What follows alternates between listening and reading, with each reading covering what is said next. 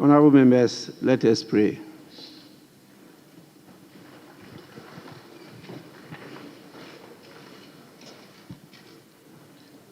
Almighty God, we humbly beseech thee to look with favor upon this Parliament of the Republic of Ghana. Grant that it may perform its high duty as in thy sight. Give divine guidance to the President of the Republic. Endow members of Parliament and ministers of state with discernment and vision, integrity and courage, that through the labors of government, this land and people may be well and truly served, and our good purposes for the common human life be realized in our midst. O God, grant us a vision of our country, fair as it might be, a country of righteousness, where none shall wrong his neighbor, a country of plenty, where evil and poverty shall be done away with, a country of brotherhood, where all success shall be founded on service and honor shall be given to the deserving, a country of peace, where government shall rest on the will of the people and the love for the common good. Bless the efforts of those who struggle to make this vision a living reality. Inspire and strengthen our people, that they may give time, thought, and sacrifice to speed the day of the coming beauty of Ghana and Africa. Amen.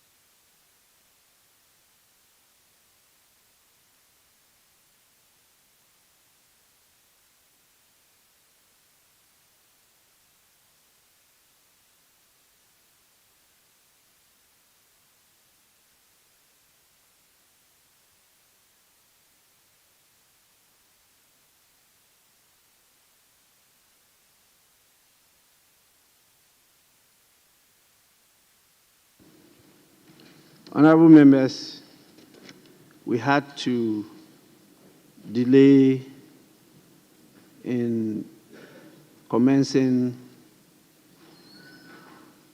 the sitting of the House because a number of documentations were not completed. We have a few of them now, and so we decided to start the day. Let us move to item 5. Item 5, where I will give a formal communication to the House. My plea is for members to stay general public. It's important for you to listen and listen very well. Those of you who have knowledge of what I'm going to say and feel that you don't need that information, you are at liberty to move out and engage in whatever you want to do. But I believe that this communication is of extreme value to the development of our democracy in Ghana.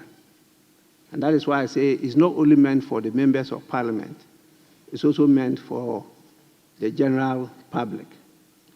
Just before I entered, I heard somebody talking on the TV and talking about how they petitioned Parliament last year, and Parliament did not take action.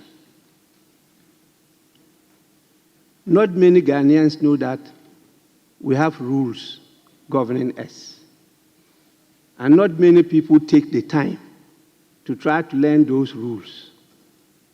They just sit and think they can communicate with Parliament anyhow, and Parliament must act.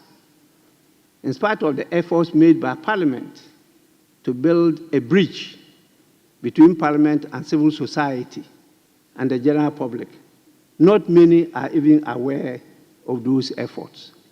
And so some of these communications I do is to take advantage of the opportunity offered by our rules to reach out beyond Parliament to the world. And it's helping people to understand us better than before. So please, my plea again is for members to listen and listen attentively. Those who will do so, I assure you, it will be of benefit to you and to your career in Parliament. And so this is a formal communication from me, and with your kind permission, I start. Honorable members, permit me to express to you all once more my most profound gratitude for giving me the second opportunity to serve as the Speaker of Ghana in accordance with Article 95, Clause 1 of the Constitution, 1992, and Order 8 of the Standing Orders of Parliament. Having had the privilege and honor of occupying this same seat in the 8th Parliament, I'm well aware of the enormous responsibility that comes with this office and feel deeply honored to have earned your trust to return to serve you and our dear nation again in this most distinguished role.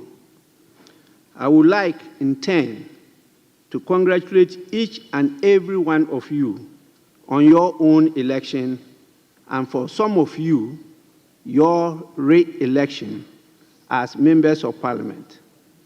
And to those of you who are first-time members of this House, I extend a special and very warm welcome to you and trust that your career as members of Parliament will be a productive and rewarding one for you, for your constituents, and for the nation as a whole.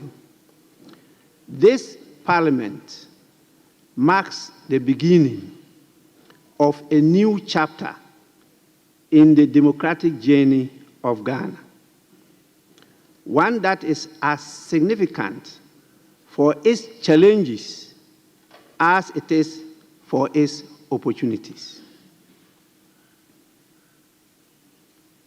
I want to take this opportunity to say a few words about Parliament as the seat and heartbeat of our democracy.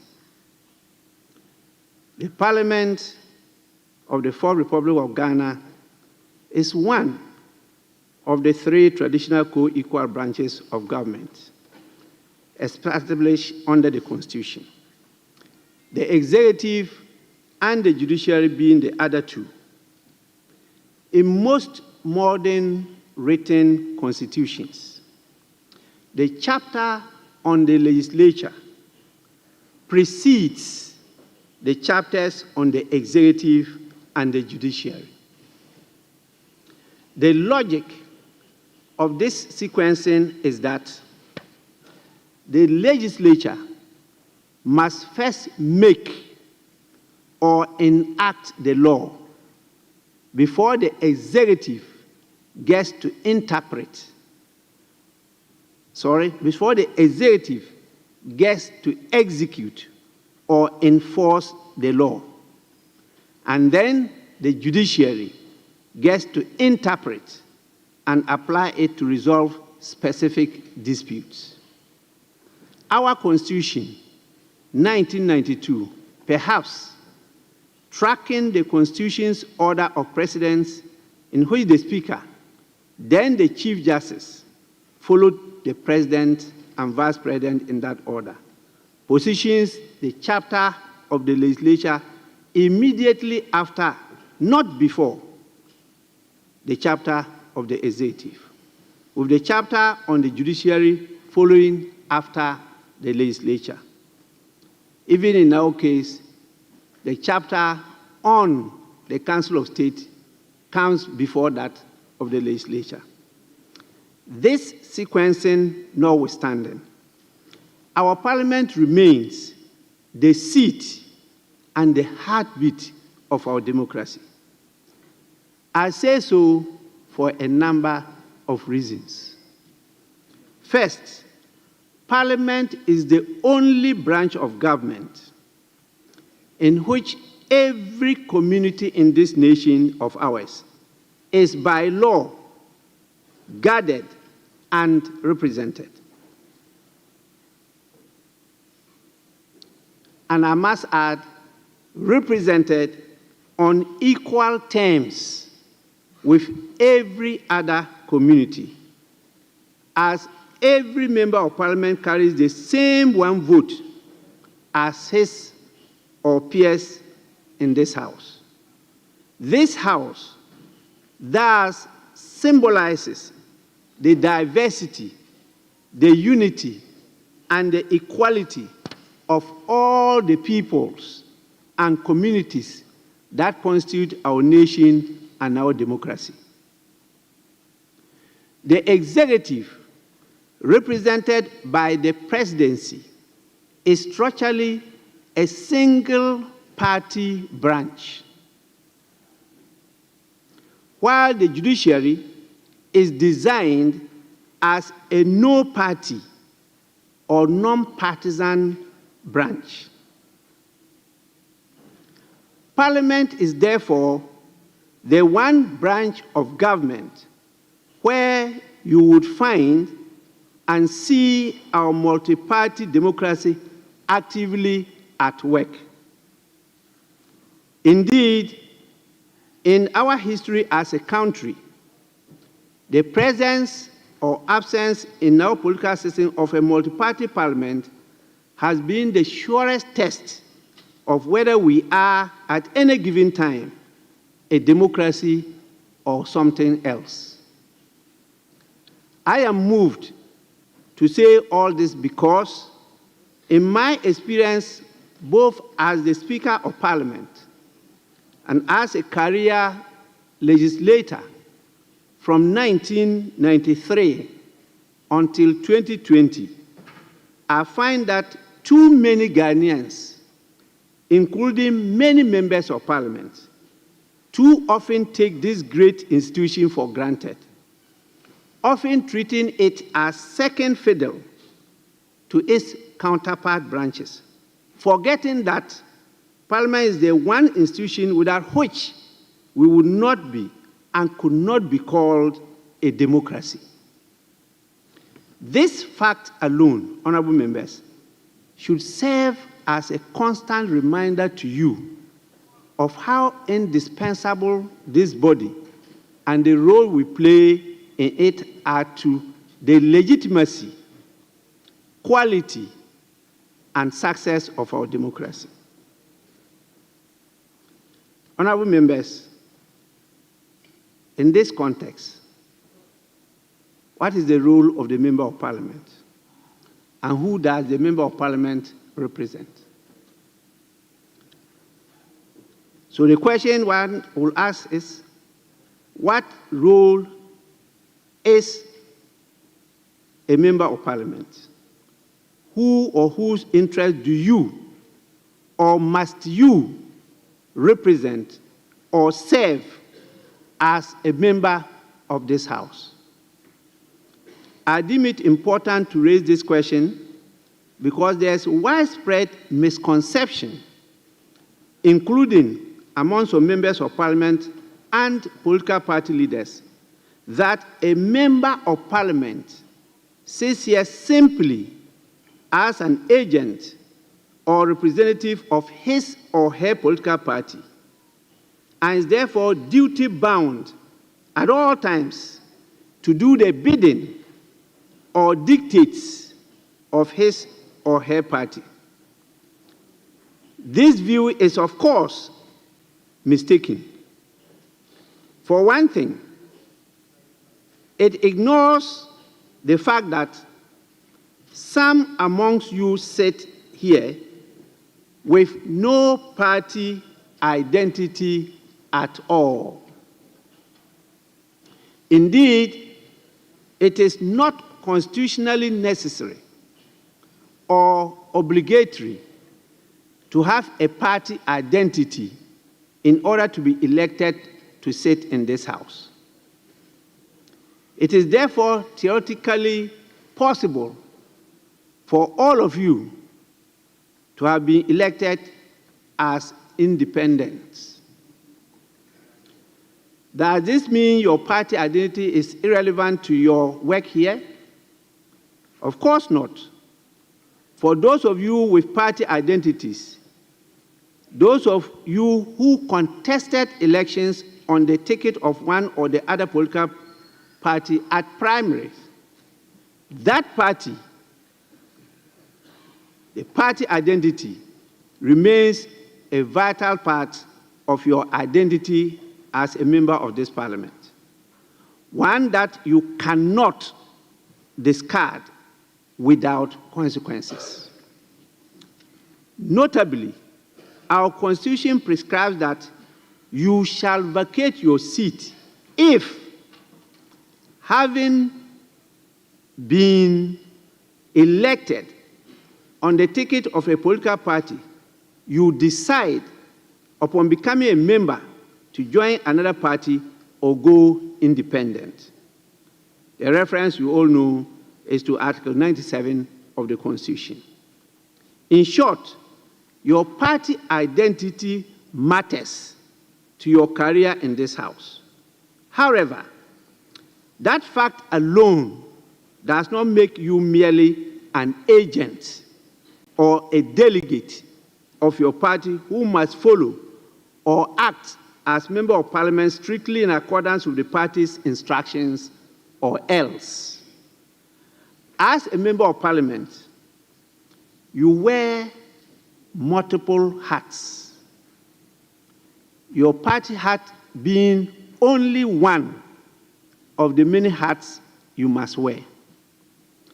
Instructively, when you introduce yourself formally, both in this House and elsewhere, and when you are addressed formally by this chair, that is the Speaker, or by your colleagues in the course of proceedings in this House, the designation that comes after your name is not your party. It is the community of voters or the constituency that voted to send you here. Thus, you are honorable member for, and then they mention the constituency. That is captured in our standing orders, Order 1156. And I believe your business card shows that you are honorable member of parliament for, and the constituency is what comes next.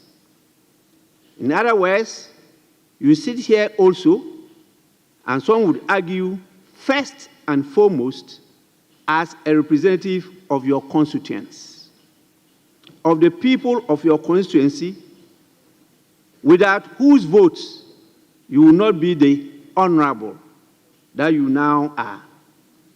Indeed, this House relies and often defers to you by virtue of being the sole member of parliament for your constituency, to give voice in this chamber and on its committees to the needs and concerns, grievances and interests of your constituency and its peoples. If you fail in your duty to represent the interests of your constituency and constituents, you risk rejection by the voters of your constituency at the next elections, no matter how popular you may be within your party, locally or nationally. But important as both are to your career as member of parliament, the party, if you have a party identity, and the constituency do not exhaust the number or variety of hats you must wear as a member of parliament. Do not forget that in swearing the oath you swore before me to become a member of parliament, you swore to, and I quote, bear true faith and allegiance to the Republic of Ghana, unquote. That the third hat you must wear is as a public officer, one who is under a sworn constitutional duty to serve this republic above all else. Notably, it is the republic, and for that matter, the taxpayers of Ghana that have employed you. And it is they that pay and resource you to your service in this house. You are thus under an obligation to serve all the taxpayers of Ghana, the national interests. We have a challenge here because of lack of facilities in your constituencies.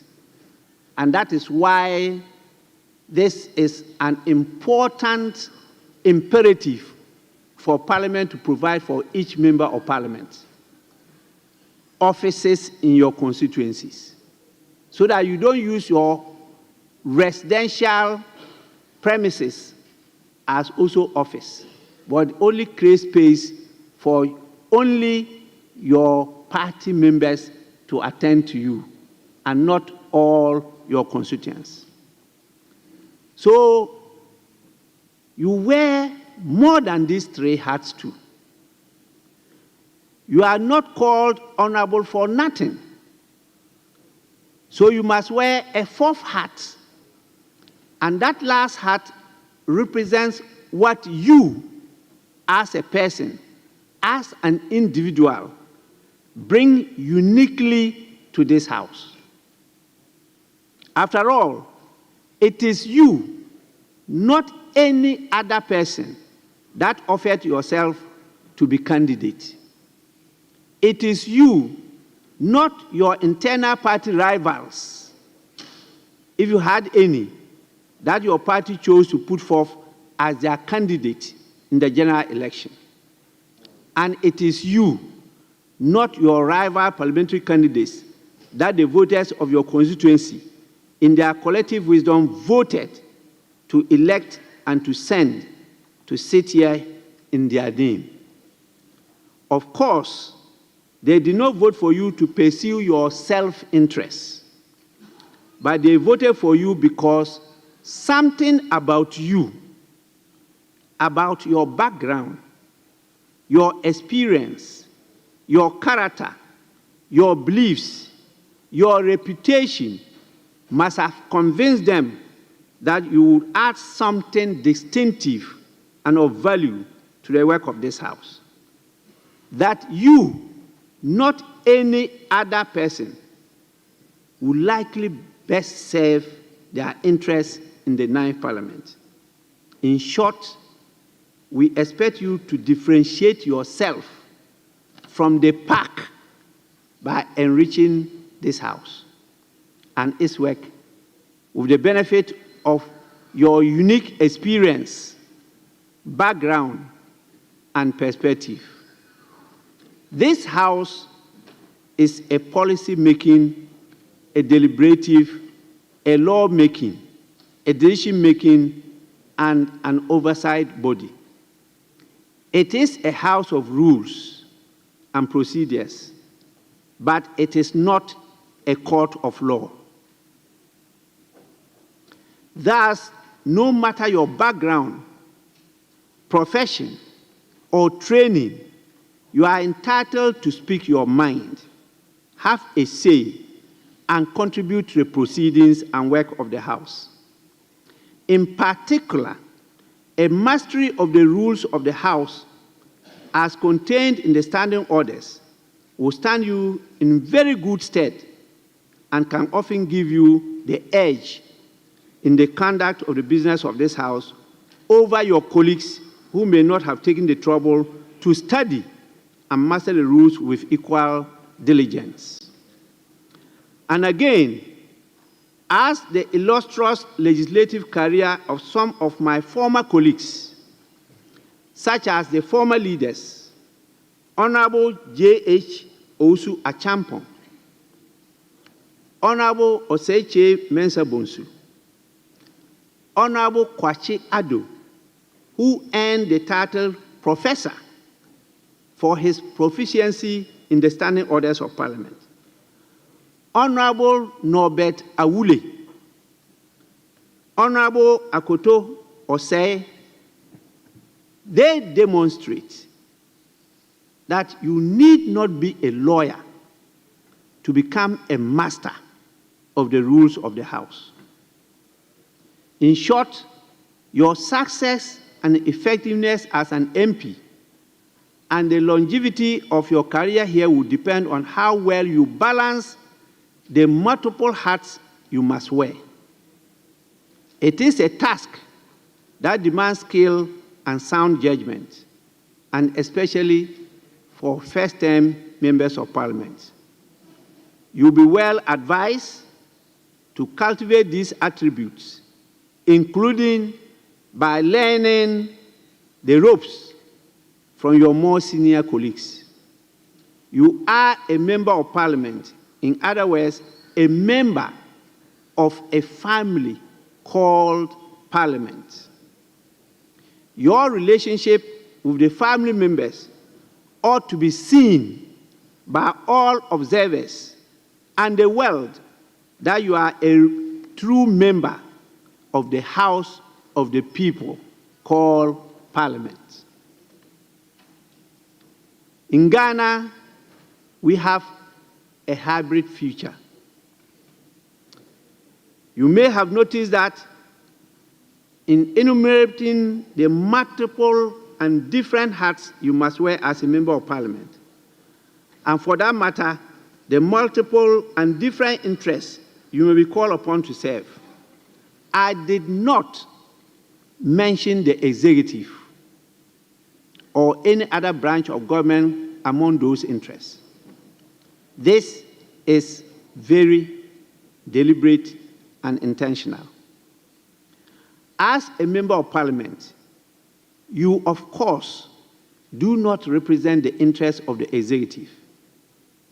Indeed, most of the bills you'll be invited to consider, nearly all the proposals you'll be asked to approve or disapprove, adopt or negate, as well as the actions you may have occasion to scrutinize, inquire about, or investigate, will be bills, proposals, and actions of one or the other agency or official of the executive.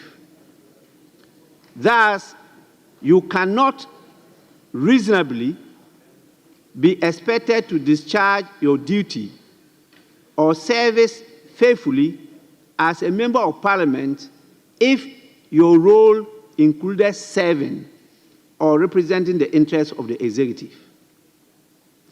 Yet, this is but only a partial view of the reality of some of you, a reality that you must face as members of Parliament. As you are all well aware, according to the dictates of the Constitution, some among you, your number, are appointed. You are processing some still for appointment by the President to position in his administration as ministers or deputy ministers of state.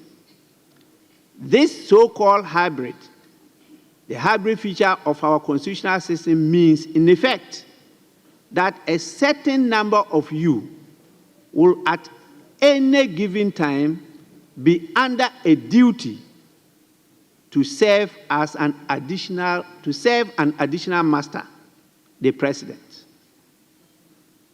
And I dealt extensively on this in the 8th Parliament and is captured in the Hansard.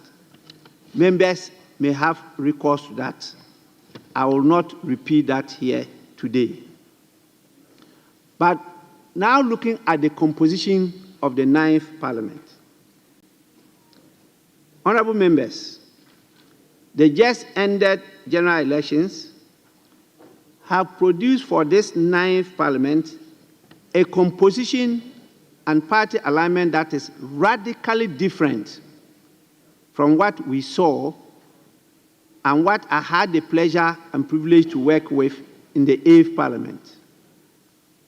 The 8th Parliament was historic in producing, for the first time in the history of the Fourth Republic, note, only Fourth Republic, not our country, a parliament that was equally split between two rival parties. That is what is referred to as a hung parliament or a balanced parliament, with one independent member providing one side with the majority needed to constitute the majority group or caucus. The eighth parliament was historic in a second respect. The person elected as speaker, though obviously elected with cross-party support, was not the candidate of the party that formed the executive. I served in the eighth parliament unseen as an opposition member. These distinctive features of the eighth parliament made for an interesting and challenging 4 years. Yet the eighth parliament ended its 4-year term creditably well.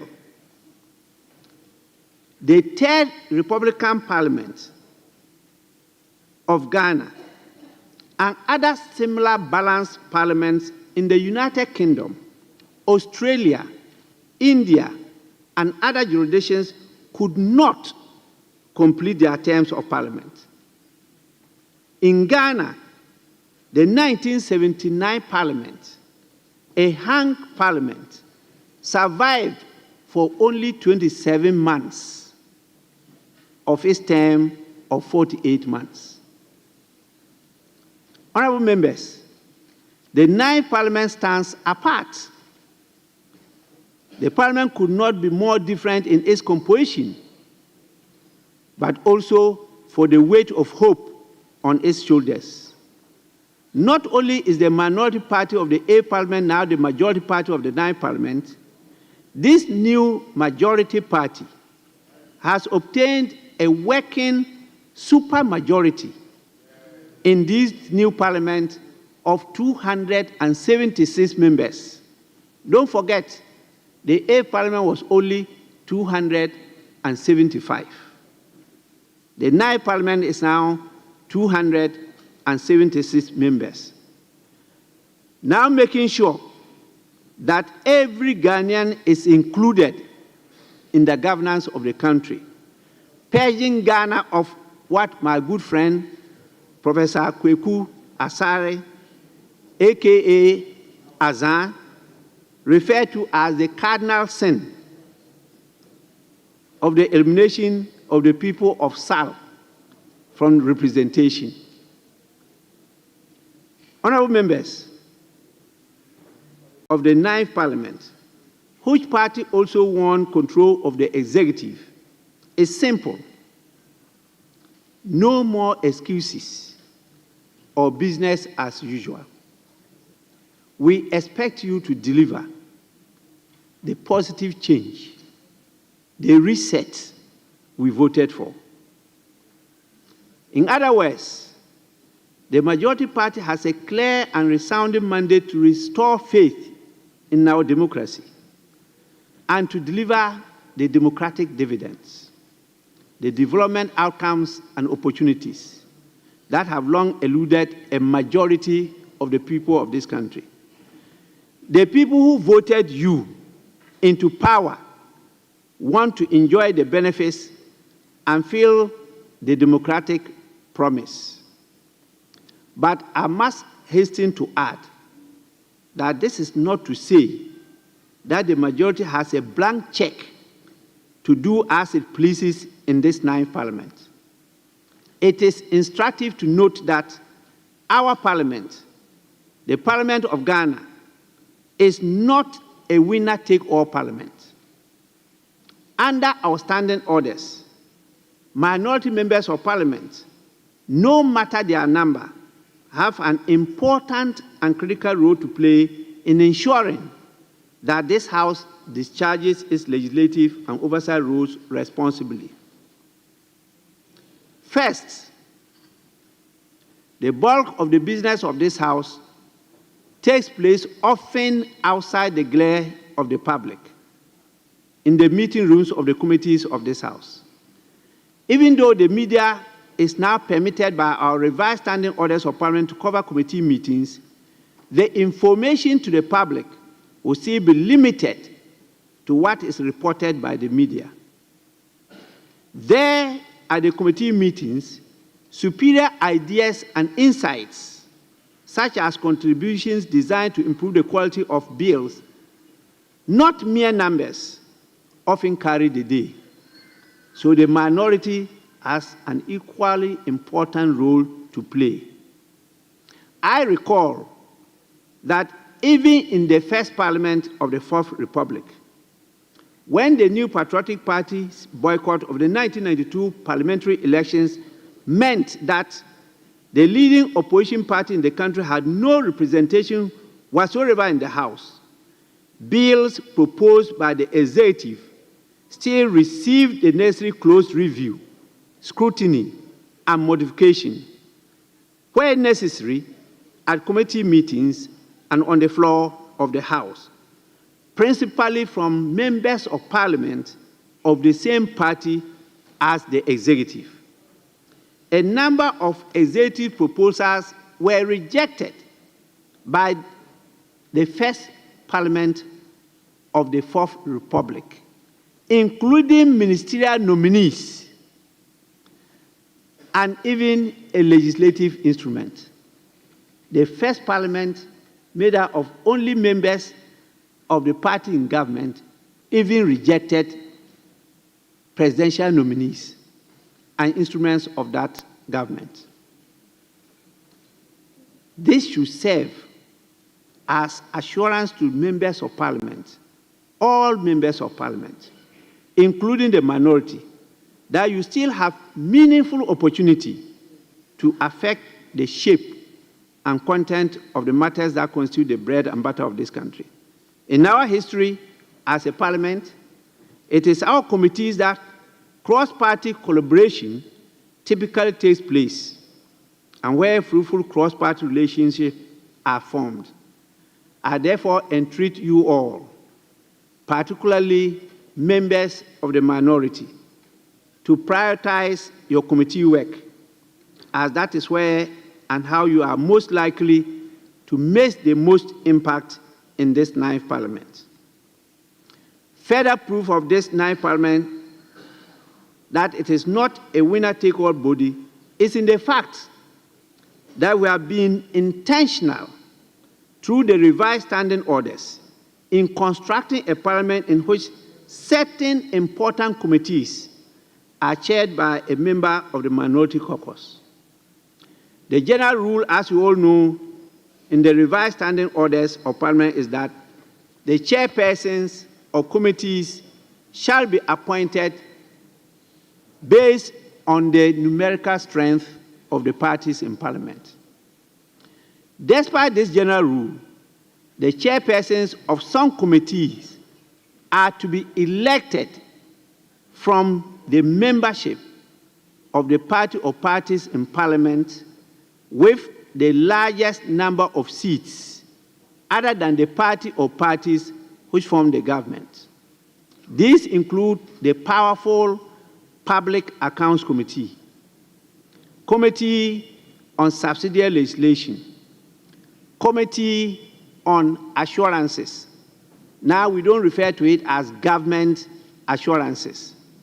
It's Committee on Assurances. And these assurances include assurances by members of Parliament, Budget Committee, and Committee on Public Administration and State Interests. These committees play an indispensable role in our system of oversight and accountability of the executive and its agencies. Another opportunity for cross-party collaboration, which was fully activated during my tenure as Speaker of the 8th Parliament, is the vehicle of private members' bills. The private members' bill offers a serious-minded legislator the opportunity to work with similarly minded colleagues to initiate a legislative solution to a public problem, and in so doing, leave a legacy in the form of a piece of legislation. In other parliamentary cultures, notably the United States, laws initiated, sponsored, and championed to a successful passage by a legislator or group of legislators are often nicknamed after the legislator who is credited with being the force behind the bill. Thus, if, say, the Honorable Emmanuel Bejra, MP for Ho West, Honorable George Samuel Nati, MP for Ningo Pram Pram, or Honorable John Intim, Reverend Fojo, MP for Asensav, who sponsored, led, and championed the passage of the Human Sexual Rights and Family Values Bill, or Honorable Francis Xavier Kojo Sosu, MP for Medina, who initiated, sponsored, and led the deliberation and passage of the Criminal and Other Offences Amendment Bills, the one dealing with witchcraft and the one dealing with death penalty, or Honorable Kennedy Osei Nyako, the MP for Achim Swedru, Honorable Elizabeth Ofosu Ajare, the MP for Techiman North, and Honorable Patricia Appiaje, the MP for Asokwa, who sponsored and are leading the consideration of the Constitution of the Republic of Ghana Amendment Bill, International Transactions and Economic Agreements Bill, and the Spousal Rights Bill, respectively, or any members were to sponsor, lead, and champion to a successful passage a bill to address a particular public problem or issue dear to their heart, the ensuing acts of Parliament would, in addition to the official names, be properly nicknamed the, quote, Emmanuel Bejra, Samuel George Nate, and John Intim, Reverend for your Act, or the Francis Xavier Kojo Sosu Act, or the Osei Kennedy Nyako Act, or Elizabeth Ofosu Ajare Act, or Patricia Appiaje Act. Honorable members, there is no better way to have your time and career in this House memorialized longer after you have left this place than to do this and get your name printed on one of the bills. This is meant to encourage you to focus on your work. On my part as a speaker, I am committed to upholding the best traditions of this office to ensure that it remains a non-partisan, impartial office. Unlike my counterparts in the Speaker of the American House of Representatives, I am, as a Speaker of this Parliament, not a member of the House. I have no vote, not even a casting vote, in matters before the House. In fact, it is to ensure that the Speaker remains impartial in presiding over the affairs of this House and Parliament, that his or her election is done by secret ballot. The impartiality of my office is further underscored by a line in the Speaker's oath that is not found in the presidential oath, the oath of the Vice President, the oath of Minister of State, or the Cabinet oath, or the oath of a Member of Parliament. And that line reads, I quote it, "And I will do right to all manner of persons in accordance with the Constitution and the laws and conventions of Parliament, without fear or favor, affection, or ill will. That last phrase, without fear or favor, affection, or ill will, defines the impartial, non-partisan character of my office. The only other oaths in the second schedule to the Constitution of the Fourth Republic in which you will find similar language are the judicial oath and the oath of the Auditor General. This is because, like the Speaker, these offices too are meant to be non-partisan, impartial, and independent. This is one of the reasons why the proper place of the Auditor General is Parliament and not an appointee of the Executive President. The constitutional reforms should take note of this. They cannot audit themselves. They are usually audited by the arm of government that oversees the executive and the judiciary, and that is Parliament. So in mature democracies, the Auditor General is an officer of Parliament. Honorable members, the work that remains to be done to deepen our democracy and governance and ensure that we deliver hope, opportunity, and development to the people of this country is vast and innumerable. Each generation must do its part.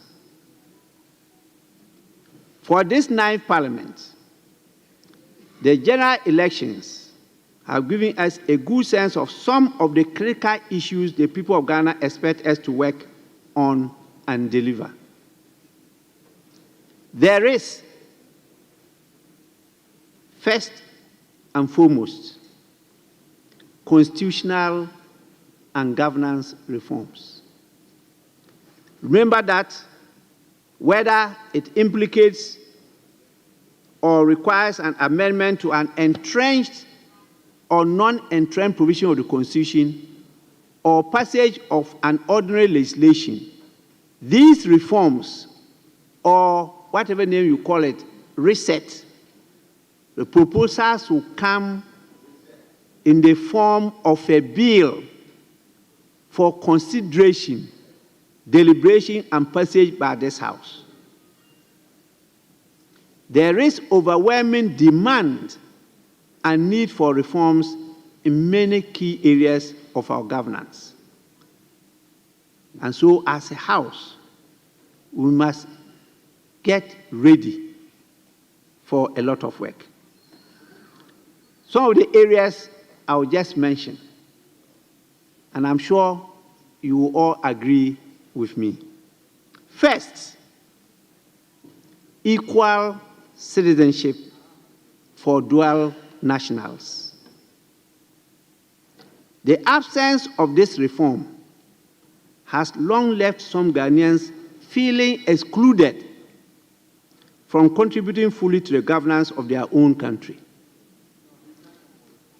Equal citizenship is foundational to a just constitutional order. Here, I need to reiterate the urgency of the passage of the Constitution of the Republic of Ghana Amendment Bill. This is very urgent for us as a House. And I want to put it in the ordinary language. There should be no more putty-footy in this matter again.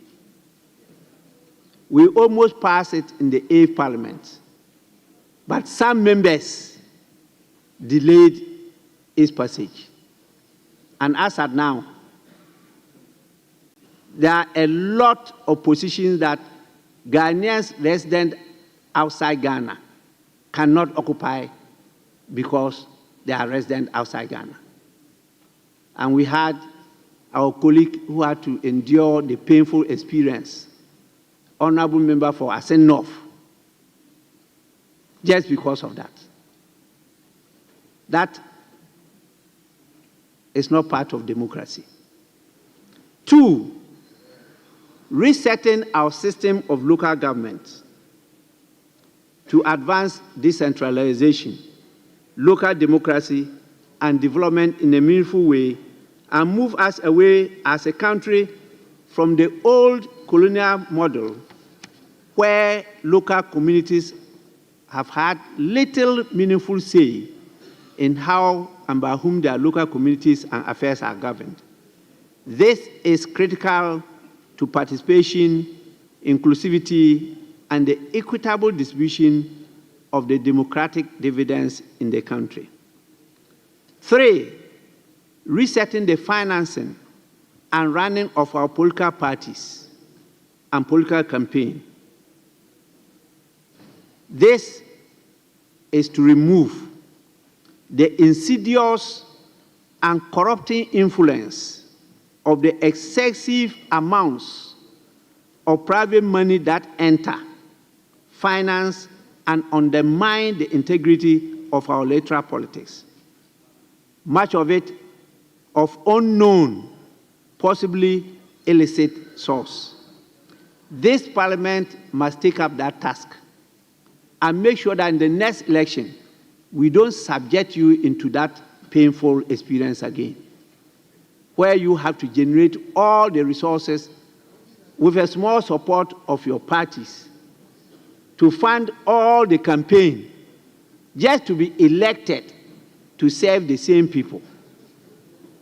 That should be done away with. The 4th one is resetting the governance of our public lands and natural resources, including our forestry, mineral, and water resources, to ensure appropriate oversight and accountability on the part of those who have obligations to manage these resources as trustees for and on behalf of the people of Ghana. We must recognize that these public lands and natural resources are for the benefit also of generations unborn. It should never be lost to leaders of the country that we do not inherit the earth from our ancestors. We borrow it from our children. Let this be our guiding principle as we safeguard Ghana's natural resources for posterity. Honorable members, Galamsey, and I mean Galamsey, must be confronted head on.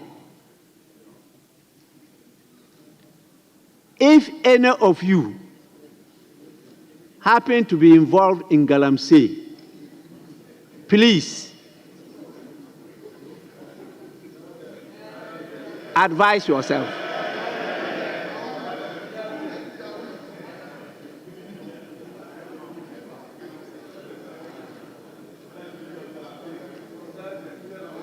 You must be prepared as a house to bite the bullets.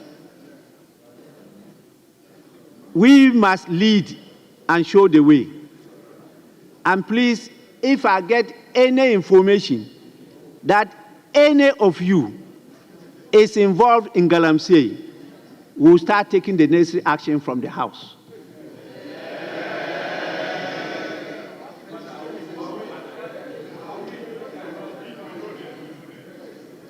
Please, if you know them, submit their particulars to me.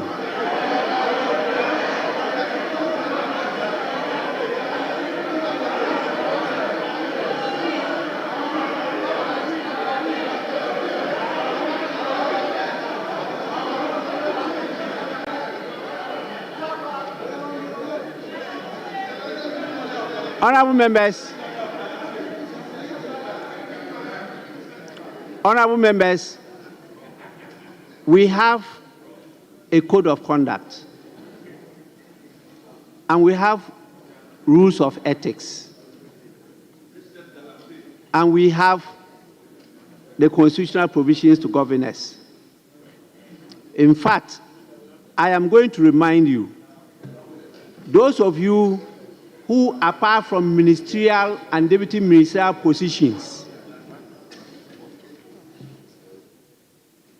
those of you who are called upon to serve in any other office or profit, you must get the permission, a certificate from the Speaker before you can take that position. It's in the Constitution. It's in the Constitution. It's not me saying it. And you must convince the committee. That committee is chaired by the second deputy speaker, that there will be no conflict of interest and that you will not sacrifice your service in this house to that position you are going to occupy. It's in the Constitution. We will insist that those provisions are enforced. Honorable members, the fifth one is resetting the governance and management of our state-owned enterprises to enhance efficiency and productivity of valuable public assets and ensure accountable use of the scarce public resources.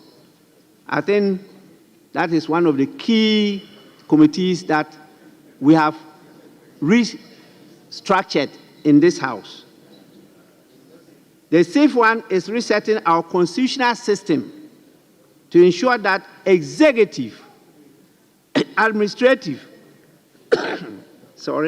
and judicial power vested in various public institutions and offices are appropriately checked and balanced to mitigate the tendency towards despotic and self-serving uses of public power and restore public trust in the integrity of our institutions. We've been seeing it happening for far too long. This House will have to lead the way to stop dictatorship in our country. The last one is to reset the system for the contracting of international commercial, financial, and debt obligations to ensure appropriate legislative oversight, accountability and control, and to mitigate the incidence of judgment debts, and other claims and liabilities arising from breaches of these agreements. Honorable members, this is only a sample of the kind of issues we should expect to be on our legislative calendar for the next 4 years. Mindful of the fact that we do not sit in this House as experts or philosopher kings, we must, in pursuing the tall agenda that is sure to come before us, endeavor to reach out to and find partners outside of this chamber with whom to work, including professionals and professional bodies, civil society advocates and think tanks, and the generality of well-meaning Ghanaians who look up to this House to preserve, deepen, and secure our democracy by ensuring that we deliver good governance and inclusive development without regard to party or region. Herein comes the wisdom of the creation of the departments in the parliamentary service of public engagement, media relations, broadcasting, and the unit of Citizens Bureau by the 8th Parliament under my leadership. I would like to remind you, honorable members, as we did the last Parliament during the 2020, where I delivered an inception address, that when you are unsure what is that you are here for, do not hesitate to read or reread Chapter 6 of the Constitution 1992, which contains the directive principles of state policy. These directive principles, which I see as our own homegrown sustainable development goals, stand as an eternal reminder of the duties we owe as a parliament to advance the progress and development of our dear nation and its people. Honorable members, this House has no constitutional term limits, either for a member of parliament or for the office of Speaker. Theoretically, we can each serve as many terms as our electorate permit. However, this House is also notorious for having quite a high turnover, as many members do not return when they go for re-election. And so here, this parliament will have 114 first-timers, which meant that the 8th parliament, we've lost 114 of those members. Very high attrition rate.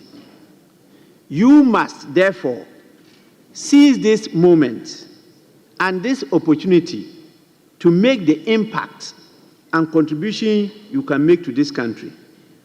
It may well be your last. Only 4 years and you are gone. And it has happened to many. You are not special. You must take note of that. With this, I wish us all who are privileged to be a part of this 9th Parliament of the 4th Republic of Ghana great success in meeting the expectations and aspirations of the people of Ghana. Long live the 4th Republic. May God bless our homeland Ghana and make it great and strong. I thank honorable members for your attention. Sometimes when I say these things, I see some of you feeling irritated. The last 8th Parliament, when I even resisted, in my humble view, the wrong view, that we could allow the Privileges Committee to be the determinant of the vacation of seats by members of Parliament just by not getting the written permission to absent themselves from Parliament. Many did not understand why I did that. It was for good democratic and legal reasons. That committee is a committee of Parliament. To be a member of Parliament is not an easy thing, just to be left to a subcommittee to determine your fate. I resisted it. Today, if we go by what those who were pushing it through, if we are gone by it, as we sit here, my colleagues in the minority who are imperiled, at any time that the majority wanted any of you to vacate the seat, they would have gotten that decision taken by that committee. Because it will not come back to the House. It's referred to the committee. The majority of the members in that committee will be the majority caucus on the right side. They will go and take the decision there that you have vacated your seat because you've been absent without permission of the Speaker for 15 days. And people were trying to convince me that that was the right interpretation of the law. How many of you would have been left now? Your leaders kept on insisting on this floor that that was the right interpretation of the Constitution. Even though I drew their attention to the dangers involved, they were blinded because they were in the majority. I'm sure now they will see the wisdom of that decision. Many people criticized me, and I stood my ground. And I'm sure I've been vindicated. So sometimes when I take time to pontificate, as some people refer to it, please, it's good for you to listen. It's good for you to listen. Because where I am now, I can sit down and see 100 kilometers. Even if you climb the Iroko tree, you won't see what I will see.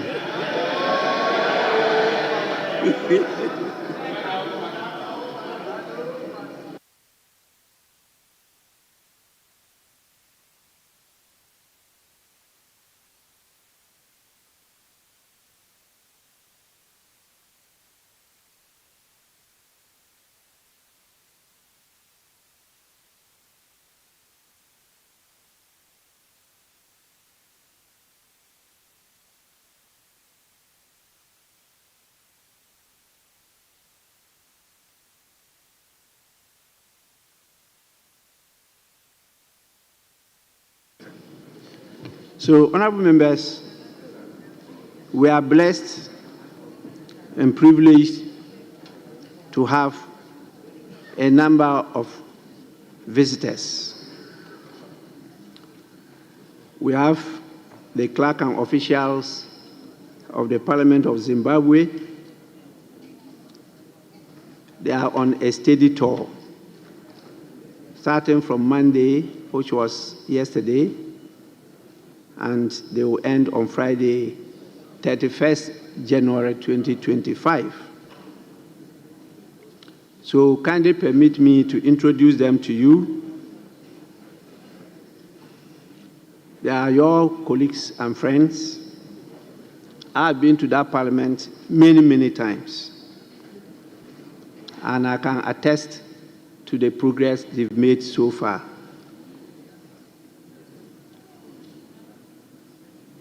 One of the objectives of the visit is to understudy Ghana's Parliamentary Training Institute and to inform the establishment and operationalization of Zimbabwe's Parliamentary Training Academy.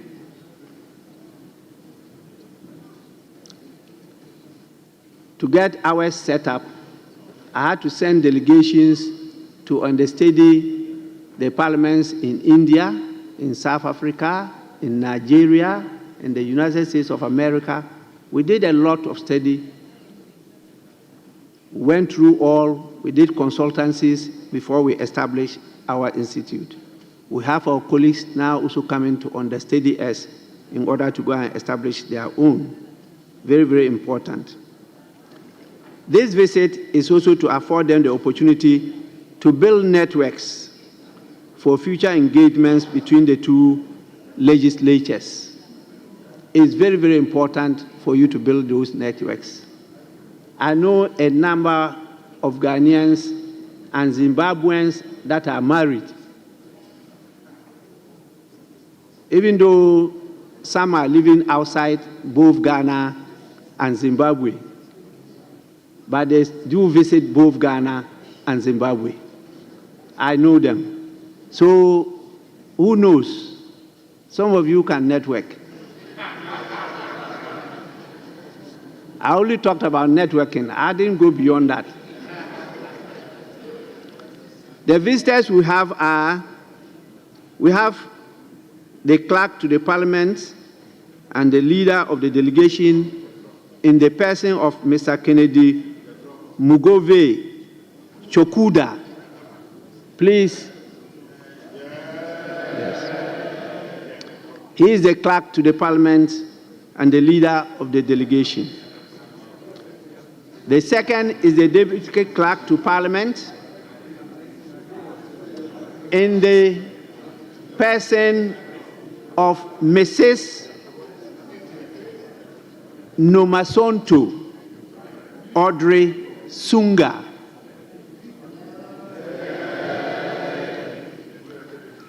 They have the Counsel to Parliament in the person of Miss Gladys Pise. We also have the Chief Director, Parliamentary Programs and Strategy in the person of Mr. Nesbet Nyanwa Samu. I hope I've got your name well.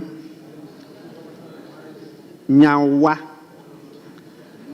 We have the Chief Director, Human Capital and Corporate Affairs in the person of Mr. Stewart Jeulos, and the Director in the Clerk's Office in the person of Mr.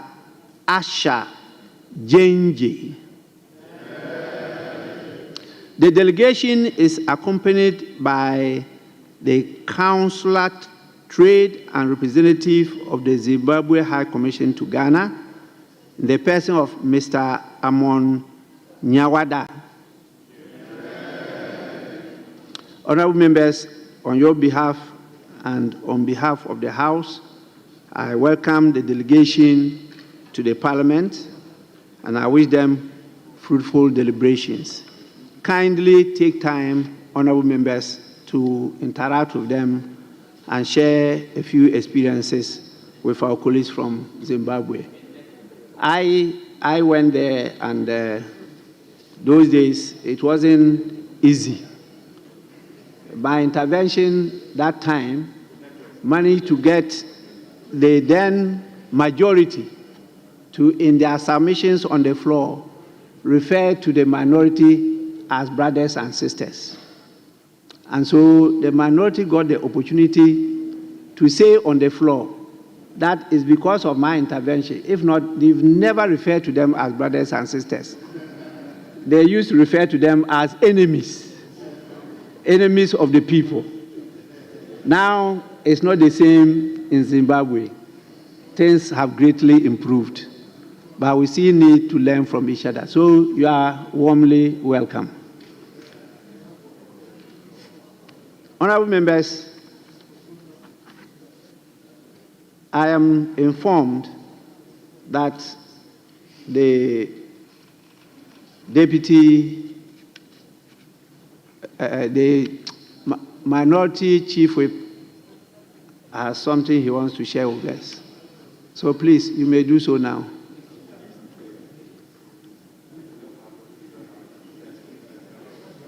Speaker, let me thank you sincerely for indulging me. Speaker, I'm coming under Order 33.3 and further Order 33 and further fortified by Order 30 and 31A. Speaker, for the avoidance of doubt, I shall read parts of the orders I've quoted, just to lay basis for my claim. Speaker, Order 33.1, a member may bring to the notice of the House any complaint of contempt of Parliament or breach of parliamentary privilege at the time appointed for complaints of contempt of Parliament or breach of parliamentary privilege, if the member has previously notified the Speaker. And Speaker, going further, Order 30B,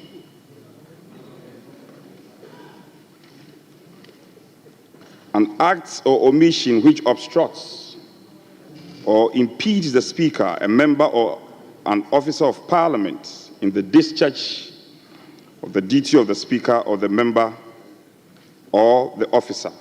Speaker, 31 further goes to say, disorder on the part of a stranger, such as riotous or disorderly action to hinder or prevent the passing of a bill or other legislative measure or motion or any other matter pending before the House or a committee of Parliament. Emphasis mine. Speaker, going further, one can also be armed with B. Speaker, anybody who knows me in this House knows I make my case forcefully, but I respect authority. And where balance of power lies, I've often shown respect. And dedication to this House, respect to the other side and colleagues, is not in doubt. Speaker, not to belabor the point. This morning, we were on our usual duty on the appointment committee. There was some disagreement amongst us. So the respected First Deputy suspended sitting, and we engaged. When we came back, minds were not meeting. So we suggested humbly to the First Deputy that we should further take a break. Speaker, I must fully disclose that the nominee who was before us, the Honorable Boama, is a long-time friend, way back in our leadership at the Nooks. In fact, if I may, he was somebody I took interest in. After my leadership as the Nooks president, he was one person I supported, and he will bear me out to become the Nooks president. So, in the face of the disagreement, I felt I should reach out to my friend and tell him that it's not personal, it's not about him, but it's just a normal disagreement with parliamentarians, so he shouldn't worry. This matter will be dealt with. I approached him only to have a rude shock of my life. And colleagues, we need to take these matters in good stride. We are all MPs. What has happened to me today can happen to any of you. A lady I have never met in my life, only later to be told she's called Victoria Mmefa Hardcastle, who is the acting chief executive officer for the Petroleum Commission. Speaker, I didn't say a word to her. I didn't provoke her in any way. Suddenly, insults were being hurled at me. Silly, stupid, useless. At a point, I thought they were referring to somebody. I turned.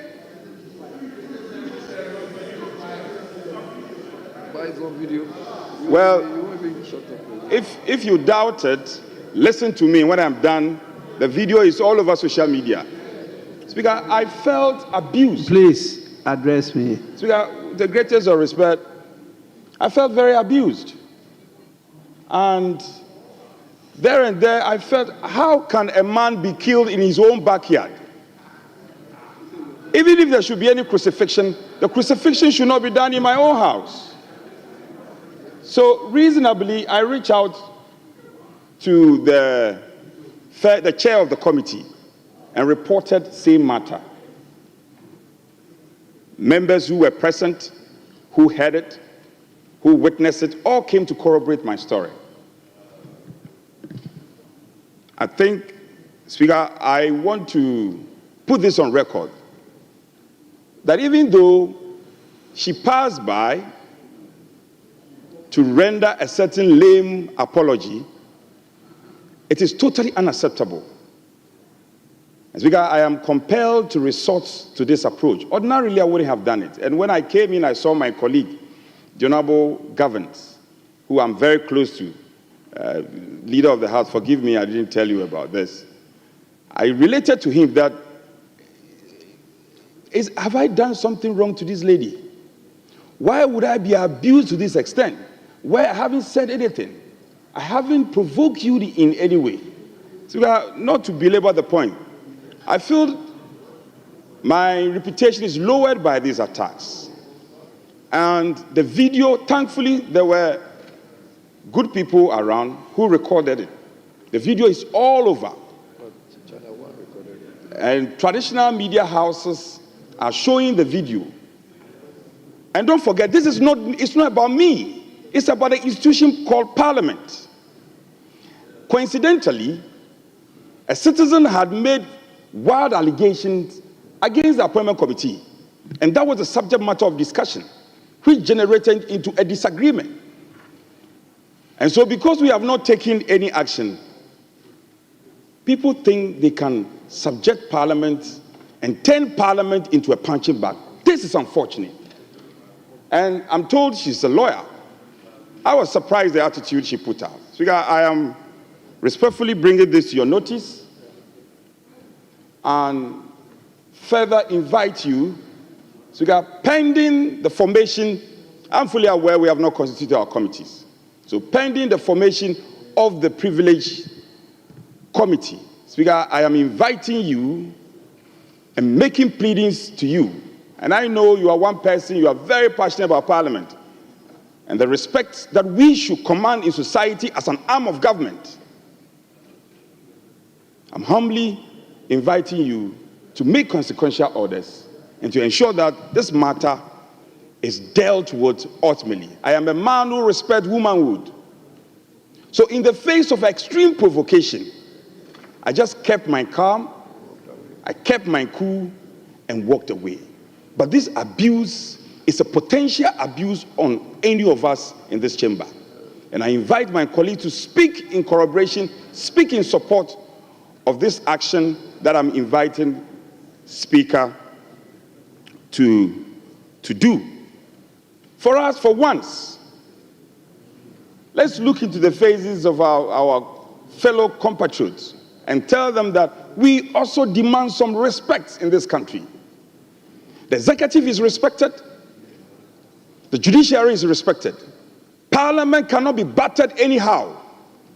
And as a member of this institution, Speaker, I humbly request of you to make the appropriate consequential orders to ensure that we get to the bottom of this matter. I thank you for listening to me. I'm very grateful.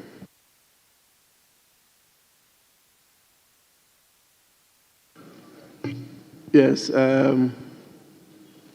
How should I address you now? The former minority chief whip, now minister. Yes, Mr. Roads Speaker. and highways. Mr. Speaker. Yes, Minister. Rightly so. Mr. Speaker, thank you for the opportunity. Indeed, my colleague related to me when I entered the chamber. I did not witness what happened, but I've now watched parts of the videos that is available on the internet. Indeed, it wasn't pleasant, especially when our colleagues were only performing their duties as members of Parliament. The incident is very regrettable, but I took consolation in the fact that my colleague confirmed that the individual involved actually approached and apologized profusely.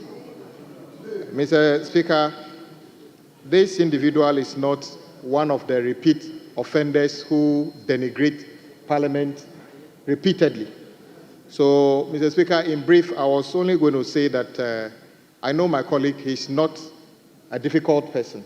And since the individual involved has apologized, I was just going to appeal to my colleague to let this matter rest. I'm sure the individual involved would have learned her lessons by now that when you come to Parliament on the invitation of Parliament. This is not a thoroughfare. You come here on the authority of Mr. Speaker. And when you come here, you must act in ways that actually protect the image of Parliament. So, Mr. Speaker, once again, my colleague has every right to pursue the path he wants to pursue. But I would once again appeal to him, since he has accepted the apology of the individual involved, let the matter rest here, and then we make sure that we work together. So once again, Honorable Arnold Dompre, the Minority Chief Whip, I want to take the opportunity to appeal to you to let the matter rest, and then we'll see what we can do together. Thank you, Mr. Speaker, for the opportunity.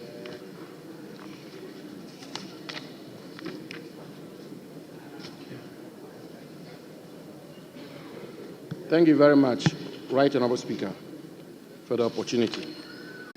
The point he made, that you more than anybody else has been a chief advocate of the independence, the dignity, the independence and asserting the dignity of Parliament.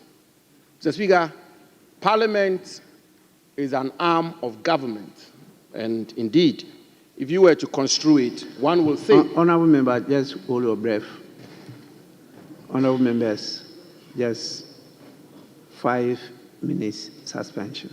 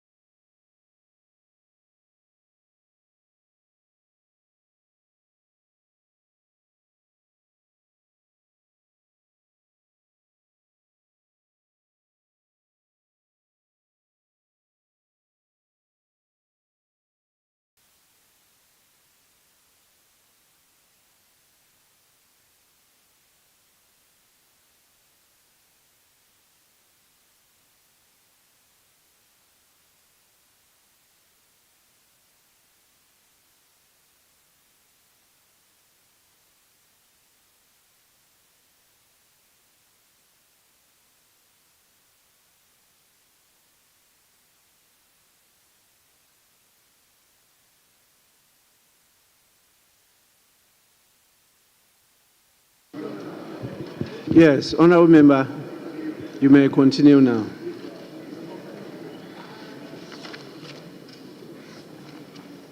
Thank you very much, Right Honourable Speaker. Right Honourable Speaker, I was underscoring the point that you have been a chief advocate of the independence and dignity of Parliament. The Speaker, the Minority Chief Whip's call that we should be united in the protection of the dignity of Parliament as an organ of government and as an institution is one that I believe we should be unanimous in support of. The Speaker, an attack on a member of the majority caucus of Parliament, I believe, is an attack or omission which affronts the dignity or authority of Parliament, or which tends either directly or indirectly to bring the name of Parliament into disrepute. The Speaker, such an act constitutes contempt of Parliament or breach of parliamentary privilege, if you read from Order 31. The Speaker, and therefore, the ordeal the Minority Chief Whip was subjected to is one which clearly not only affronts the dignity of the Minority Chief Whip, but affronts the dignity and authority of Parliament as a whole. So, Speaker, we've all watched the video, and I should say that I was particularly surprised at the conduct of the lady in question. So, Speaker, I don't know her that well, but I know her casually, and I know her enough to know, Mr. Speaker, that he's a senior member of the bar. He's a senior lawyer, and he's been around and done a few things in our country. And so I almost did not believe that, and of course, this was a video, and therefore, as I say, I was terribly surprised that a senior lawyer of her age and all of that could utter such words, Mr. Speaker. The Minority Chief Whip has repeated some of them, but I'm not too sure that I will, for example, with the greatest of respect, Mr. Speaker, show a video like that to my children. Because, I mean, when we are involved in public engagement, we should be mindful of all of these. And Mr. Speaker, there's one final point I think is absolutely important that we underscore. Mr. Speaker, this our democracy is come of age. We began this democracy from 1993. We've seen series of changes of government. I think this is about the fourth change of government. And Mr. Speaker, the issue or the concept of arrogance of power is one that I believe we should all be mindful of. Mr. Speaker, if you allow me, I will refer to the founder of the NDC himself, President Rawlings, who's had several occasions to make submissions and analysis of arrogance of power. And I think, Mr. Speaker, himself, in some of your official statements, you've underscored this point of the need for us to eschew arrogance of power. So, Speaker, this government is less than 1 month old. And I don't say this from a partisan lens, but I say this as a canker that we all should watch. Those of us who are the privilege of serving in the erstwhile government, the jury is still out there, how we conducted ourselves. Our colleagues can attest how we conducted ourselves. But those who've been given the opportunity and privilege to serve now, I think it's absolutely important that they be mindful that they are serving at the behest of the people. And therefore, they should serve in humility. And they should serve with respect. Just because the president himself, and I refer to President Mahama, has had multiple occasions to call on his appointees to eschew arrogance of power. His first swearing-in ceremony, which was the time he sworn in the respected Minister for Education and others, this was the theme, the major theme he spoke to. But, Mr. Speaker, we are here, seeing appointees, with the greatest of respect, beginning to behave in all manner of ways. And it's just less than 1 month. It's less than 1 month. And so, Mr. Speaker, I want to support the call by the Minority Chief Whip and also pay some attention to the point made by the Minister for Roads and Highways. And Mr. Speaker, in your wisdom, will strike the careful balance. But it's important that we use this as an example to send a clear signal to the country and the population that Parliament will not be disrespected. And I think in so doing, it will also be important that those who've been given the privilege to serve at the behest of the people as servants of the people. In a democracy, you serve as a servant of the people and not to lord it over them. We'll be mindful of arrogance, of power. I want to conclude, Mr. Speaker, by commending highly the Minority Chief Whip, the Member of Parliament for Nsawam Aduajiri, the Honorable Anodompre, for how he collected himself and how calm he was. I'm not too sure if I will be able to pass that test. But he was very calm. And in the wake of provocation, insults, and the rest, all he could say was that I will take this matter up. And rightly so, he's taking it up here. And I believe that, Mr. Speaker, Parliament and yourself should support him and support the House and make sure that the dignity and authority of Parliament is preserved and protected. I thank you very much for the opportunity, Mr. Speaker. Thank you.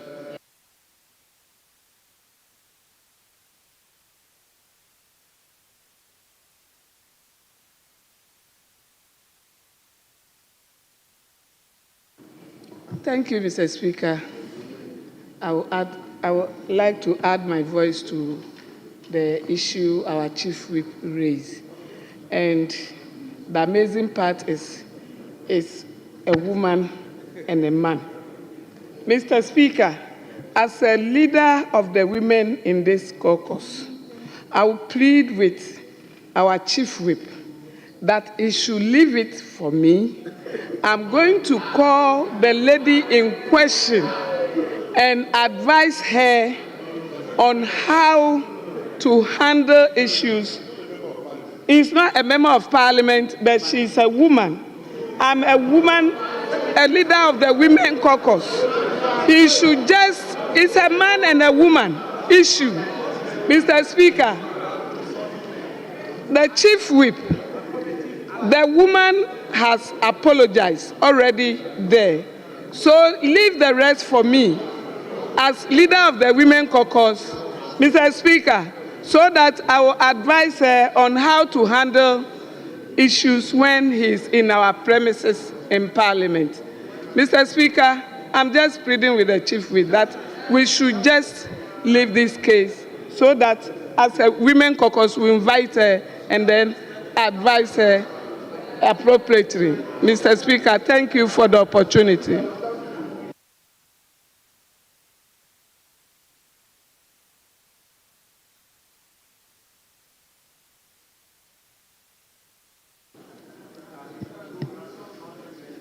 Thank you, Mr. Speaker, for the opportunity.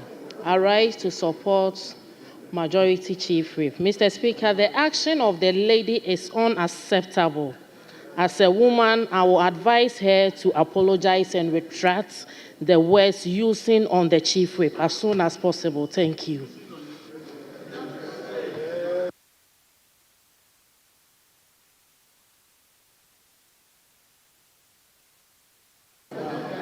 Mr. Speaker, let me thank you for the opportunity to contribute to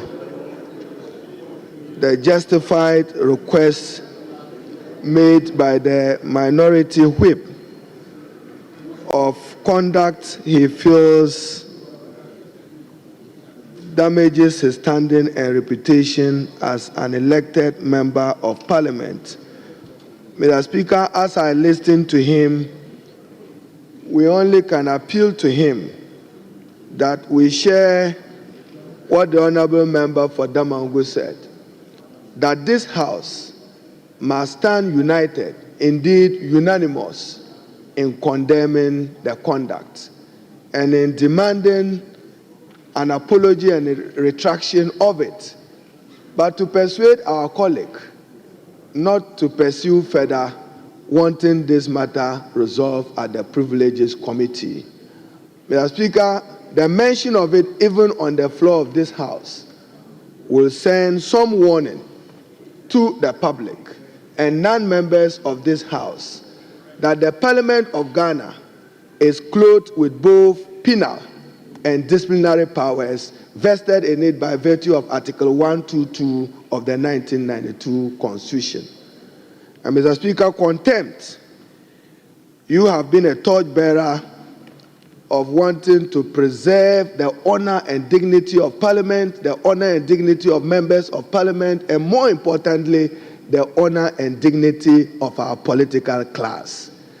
So, to honorable members, we do not and we should not accept that conduct and that insult. Today it is him, tomorrow it may be you. That is why we must stand united in condemning it. But to honorable minority whip, I'm pleading with you that because it's a woman, and you know Ghanaian society and our patriarchal values, forgive her. But before the forgiveness, as the Honorable Doyo, the Deputy Whip said, leader, the Honorable Mama Yarga, we should get the affected person to render an unqualified apology to the minority whip and follow with a retraction of the story, and that should let matters rest. I thank you, Mr. Speaker.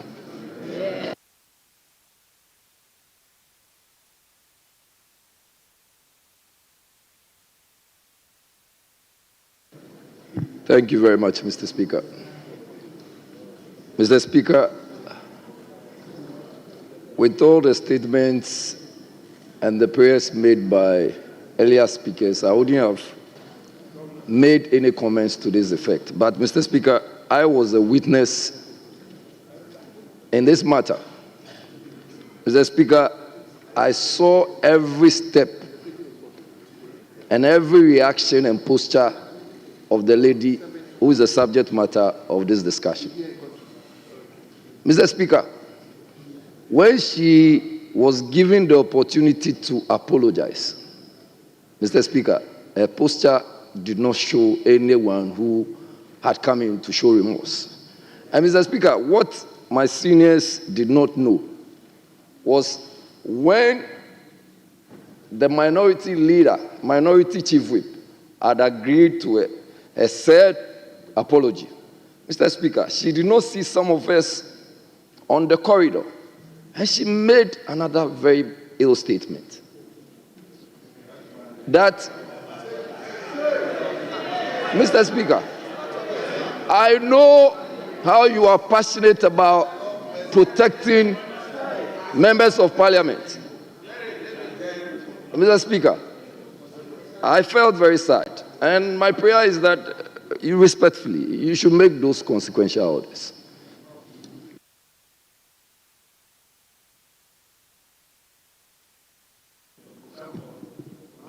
Thank you. Thank you, Mr. Speaker. Mr. Speaker, the Honorable Member for Tamale South and Minister for Education has made a very profound statement, which goes to mitigation. And I want to add my voice to his plea that admittedly the lady in question acted in a manner which is contemptuous of this House. But, Mr. Speaker, should the power of this House to punish for contempt be exercised whenever it is committed? The answer is no. Parliament's power to commit for contempt must be exercised sparingly. Mr. Speaker, I've been in this House for quite some time, and I remember vividly when Black Rasta described members of this House as weed smokers. He was rightly cited for contempt. But, Mr. Speaker, this House mitigated his punishment, because even before he was brought before the Privileges Committee, he had found it necessary to render an unqualified apology.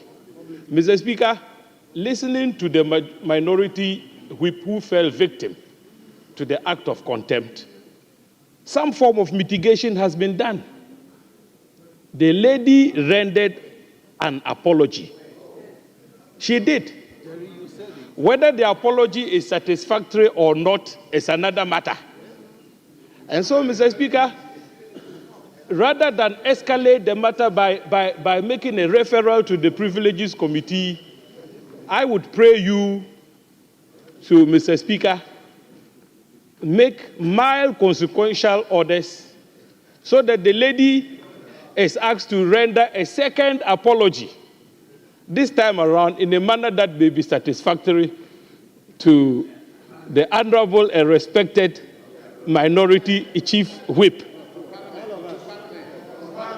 Fortunately for us, Mr. Speaker, the Women's Caucus, and I know Honorable Doyo is one of the leading members of the Women's Caucus, have also made an undertaking to intervene in the matter and ensure that the lady in question does the needful by purging herself of the contempt. Mr. Speaker, with those few words, I want to pray that justice be tempered with mercy. All of us can fall victim to what the lady did, but once she has rendered the apology, even before this matter was raised on the floor, I think that her conduct should be mitigated and we allow sleeping dogs lie. Thank you, Mr. Speaker, for the opportunity.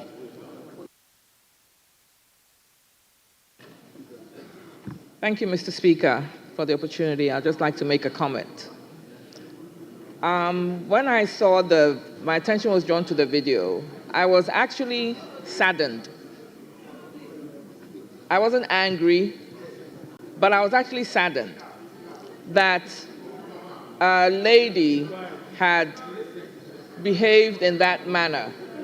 Because here we are in Parliament pushing to implement affirmative action, where, if you recall, I spoke on the affirmative action the other day, and we're all trying to push for it, make sure that women in leadership, we raise the numbers, and that we recognize women in leadership, in Parliament and outside Parliament.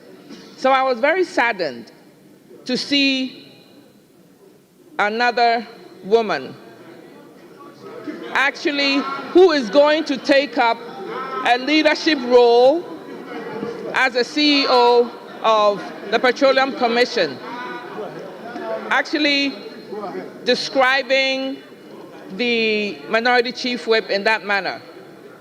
When you get into the public space, when you become a public figure,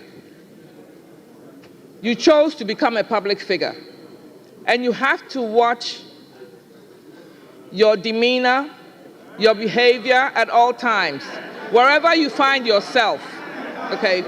So that's why I was saddened, because I was actually happy, yes, I was happy to see her appointment, that she had been appointed as the CEO of Petroleum Commission. I don't know the lady. I really don't know her. I've never spoken to her, but I was happy for her. Because here was a woman who was being appointed to a high position at the Petroleum Commission. So I was extremely happy. So that's why I was saddened to see what had occurred.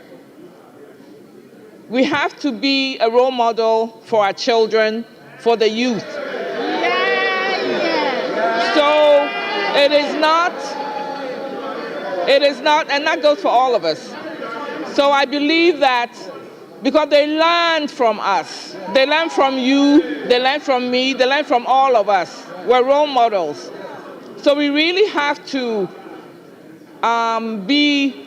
take a step back, even under tension, take a step back, take a deep breath, and then control your reaction.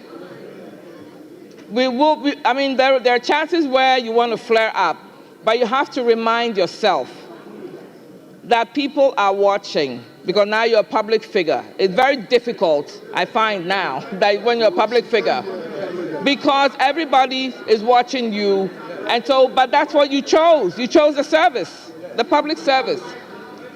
So I would say, I would advise her as a fellow sister to apologize and to retract in the same manner where she voiced out her opinion or description. That's my advice to her. But I wish her well. I don't mean anything. I'm not trying to malign her at all. But we need more leaders. We need more women. We need more women in the leadership positions. We need more women, and we're fighting. And I will always fight to have more women in leadership positions. So that's my advice to her. Having this attitude doesn't help women. It doesn't help women, because women, let me tell you something. When a woman is confident, sometimes in our culture, it's seen as you're arrogant, okay? When a woman is assertive, sometimes in our culture, it's seen as you're too known, because you're arrogant and you're confident. But in this case, it was insulting. It was offensive. So there's no, you can't justify it. So all I'm saying is that she should apologize, just as my senior Honorable Haruna said, and the other honorable member said. She should apologize and retract. Thank you, Mr. Speaker.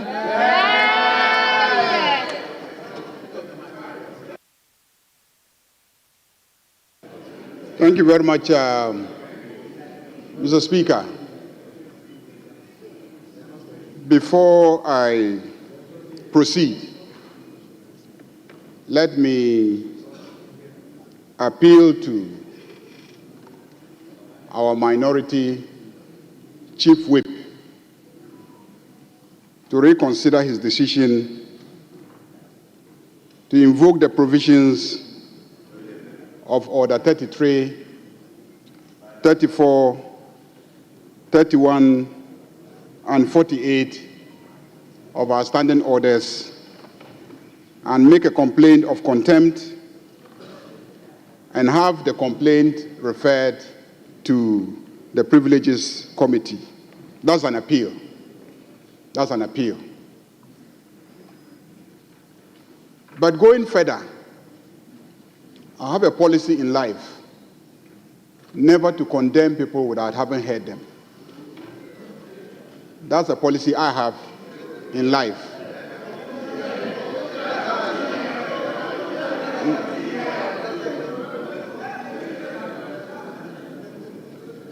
Mr. Speaker,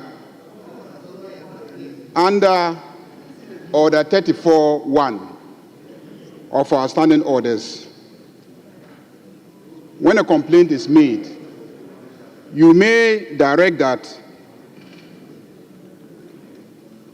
it be referred to the Privileges Committee. You may.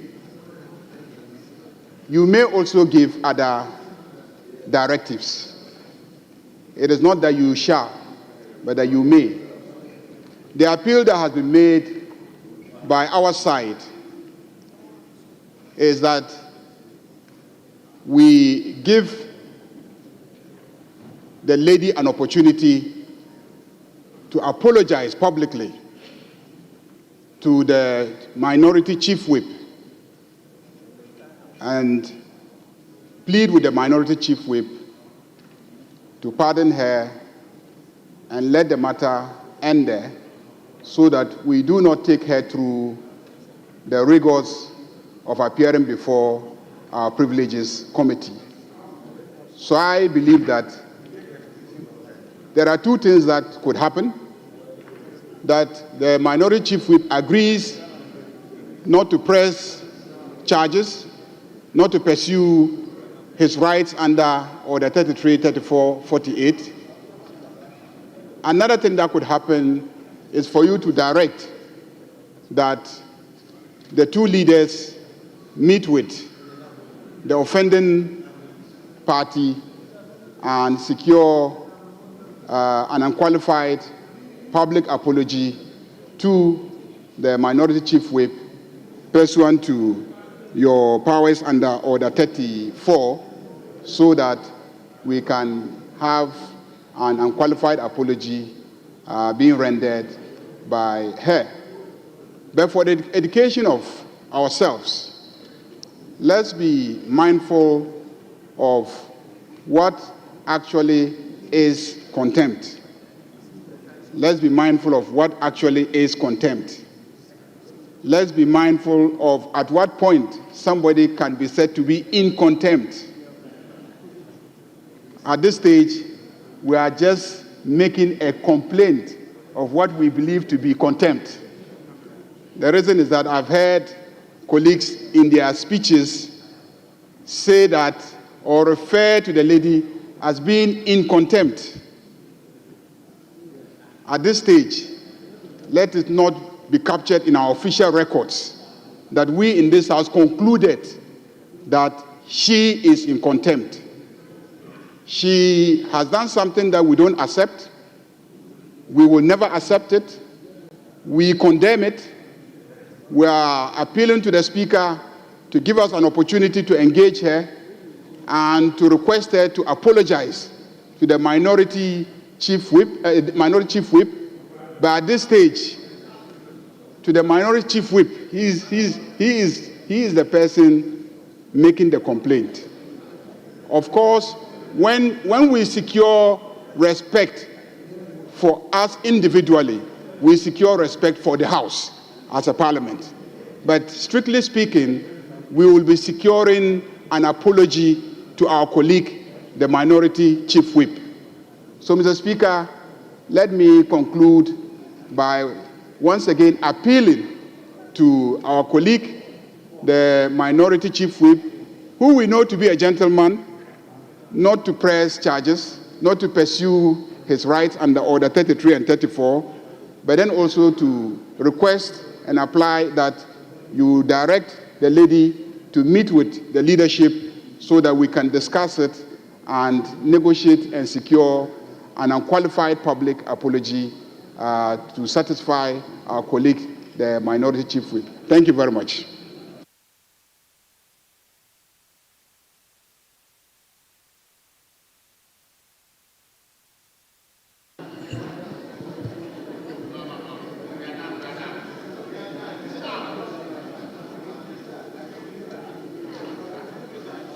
Honorable members, I think your leaders have spoken, and we've also heard the backbenchers.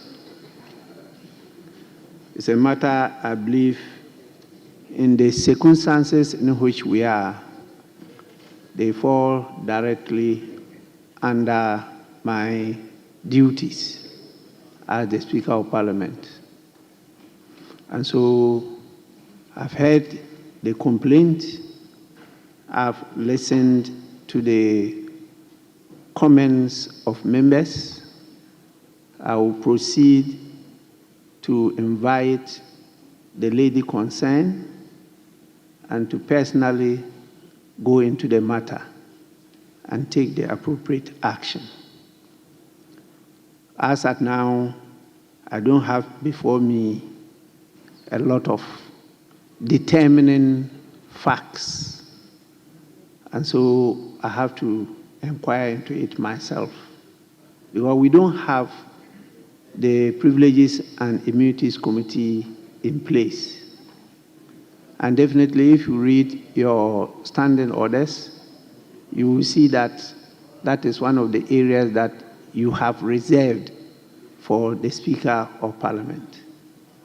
And so I will take up this matter myself, and I will report back to the House, because I will grant opportunity to the complainant and the suspect, and I will go into the matter, take the appropriate action, and report back to the House. And definitely, I'll grant opportunity to the complainant in the House to make comments about my determination. And I think this will assist in solving the matter. But let me state here once more. Without parliament, there is no democracy.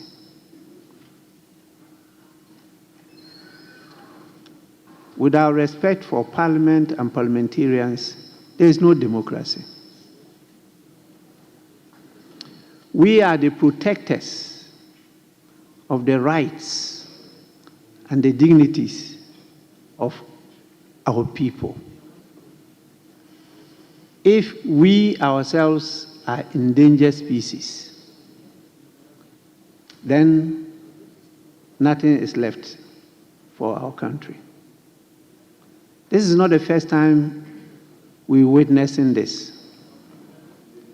Since the inception of the Fourth Republic, we have so many instances of these conducts towards members of parliament. And people have always waved them off as if they don't matter. But these are some of the termites eating and crushing our democracy. But even members themselves don't take them serious. I think we need to. But before we ask for our pound of flesh, respect is earned. Please. Appointments Committee, we have crafted rules of how Appointments Committee should conduct the business of public hearing. That is the term used, public hearing of nominees of the presidents. I'm not too sure there's reference to those rules in what I am witnessing myself. And I've received so many complaints from observers in Ghana and outside Ghana. This is an opportunity for me to draw your attention to it. That please, respect is earned. How we behave or misbehave will determine how the people will behave towards us or misbehave towards us. I am not referring to the complaint that they've just lodged, because I know the minority chief very well. And I know he has strong views, but he knows how to comport himself. So I'm not referring to this instant issue, but generally, members, you are referred to as honorable. Behave honorably. The one who said amen, if I knew him, I'll commit you for contempt. And this will be contempt in facie curia. And please read the standing orders and see the sanctions of contempt. It's not a laughing matter. It's not a laughing matter.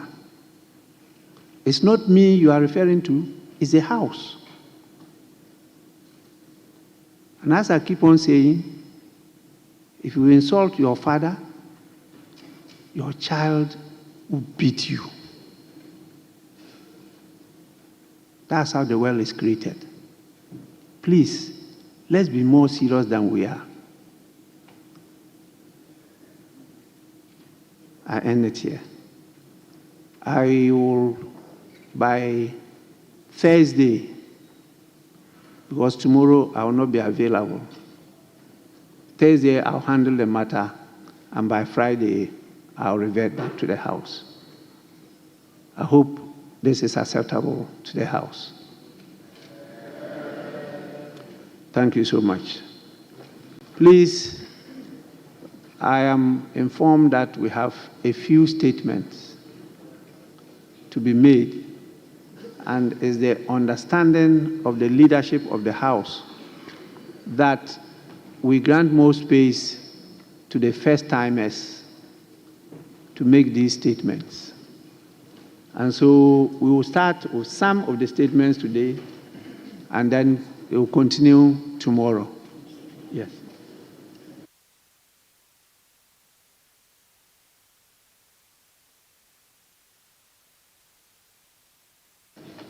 Yes. Mr. Speaker, some reports of the Appointments Committee are ready for laying. So I will appreciate it if we could vary the order of business and have the reports laid and then distributed whilst we revert to item 7, and then arrange for the chairman of the Appointments Committee to come, and we'll take those reports later.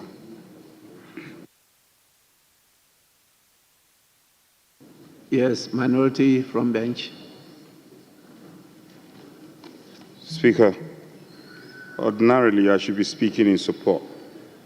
However, my leader and senior member of the House also knows as a fact that before papers are laid, of course the procedure is defined in the orders, but I haven't heard from the ranking member.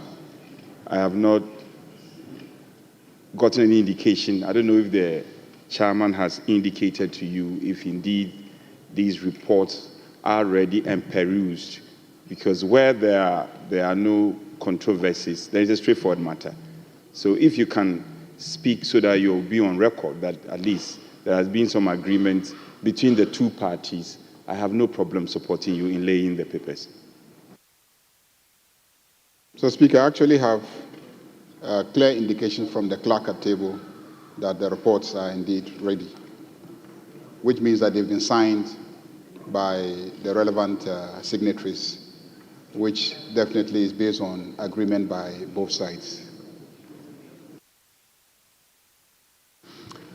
Yes, actually, I've just been given a copy of the report, but my attention has been drawn to the fact that we haven't even corrected the votes and proceedings for today, for yesterday.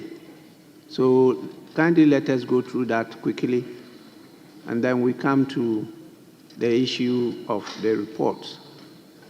Honorable members, I think there's an oversight. Let's correct the votes and proceedings by taking item 6. Item 6. What I did earlier in the morning was item 5. So we'll take item 6, correction of votes and proceedings and official report. We'll start with the correction of votes and proceedings of Friday, 24th January 2025. Page 1, page 2, page 3, page 4, page 5, page 6, page 7,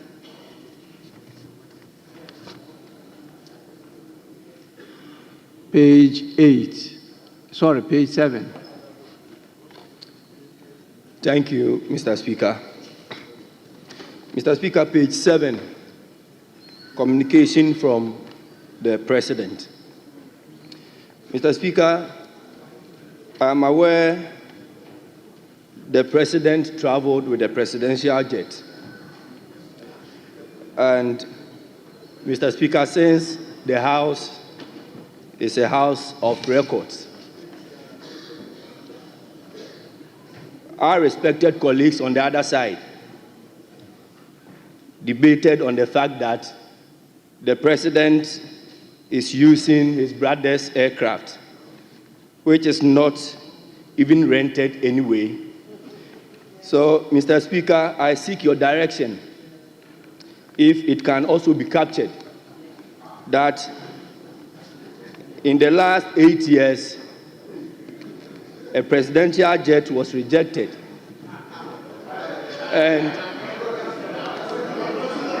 Mr. Speaker, Mr. Speaker, Mr. Speaker, and Mr. Speaker, and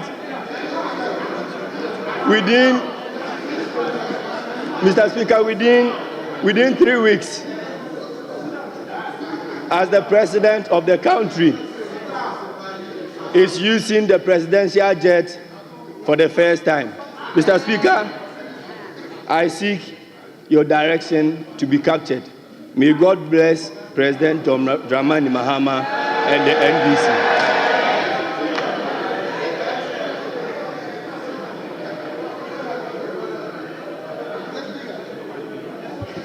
Thank you, Mr. Speaker. Mr. Speaker, if I remember clearly, the former minister, my senior Honorable Abujinapo, was explaining the circumstances. Honorable Dominic Nitu was explaining the circumstances surrounding the presidential jet. And I remember clearly, Mr. Speaker, when he said that the presidential jet was sent to France for a period of about 8 months for service and is returned and is in good shape. And so the president should be able to use it. I don't remember anywhere that anybody made a comment that the presidential jet was away for 8 years and was not used for 8 years. So, Mr. Speaker, I will entreat my honorable member to withdraw that comment that our side made such a comment. He should withdraw, and that it should reflect. And Mr. Speaker, it should reflect that our side did not make any such comment, and that it wasn't for 8 years. Thank you very much, Mr. Speaker. You have been applauded.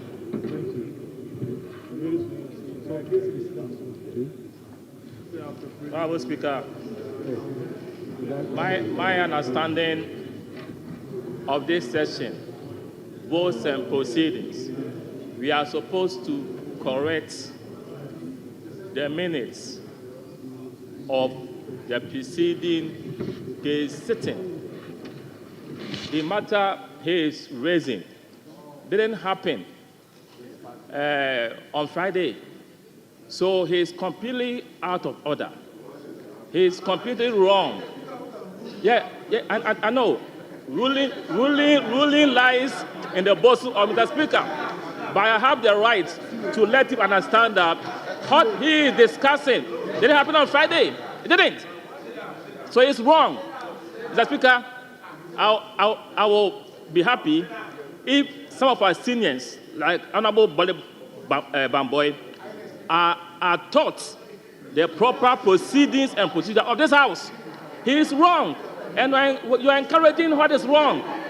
That is completely unacceptable, Honorable Bamboy. Thank you, Mr. Speaker.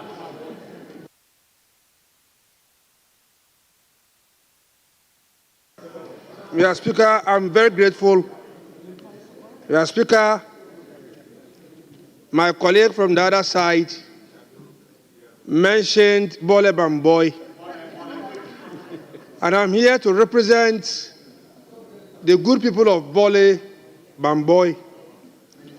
Mr. Speaker, ordinarily, I shouldn't be standing on my feet and making comments. We are looking at the votes and proceedings.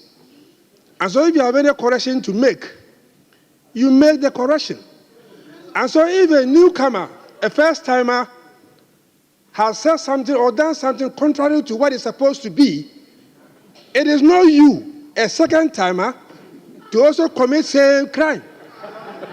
You're supposed to allow the speaker who has the right to do the correction.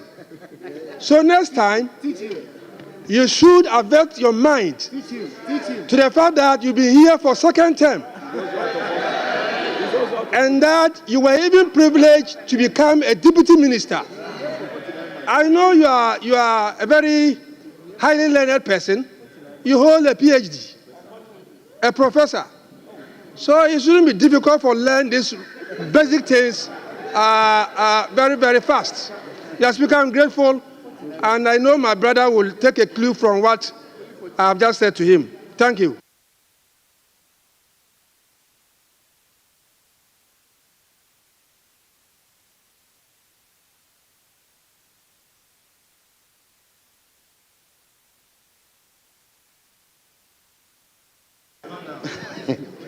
Thank you, Right Honorable Speaker.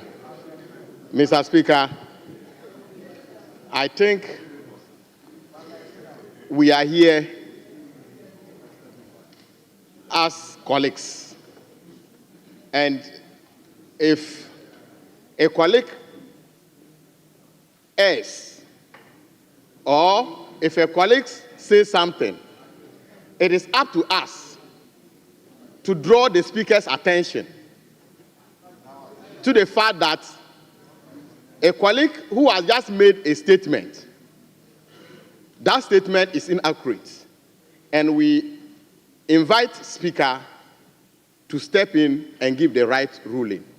I don't see why my friend from Bole, or the honorable member from Bole, is taking on my colleague here and even trying as much as possible to punch holes into his credibility.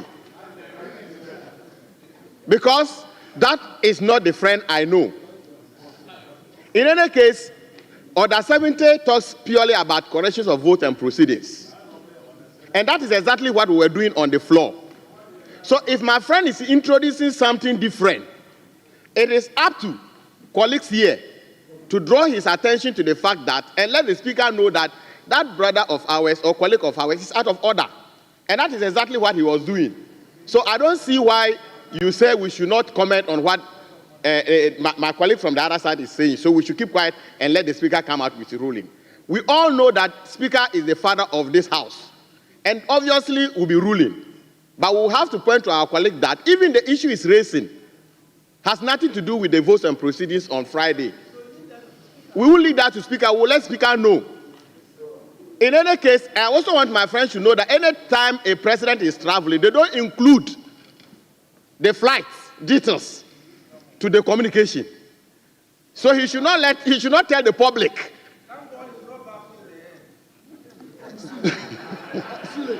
So, Mr. Speaker, I want my friend from Bole to know that what my honorable friend from this side has said is up. And that colleague of ours, although he refers to him as a first-timer, I think that he's completely out of order. And Speaker, we expect your direction on this matter. Thank you very much, Right Honorable Speaker. Yes, honorable members, please, let's proceed. Honorable member, you are out of order. What you refer to is not part of what we are doing on the correction of votes and proceedings. Please, we can proceed from there. Page 8. Page 9.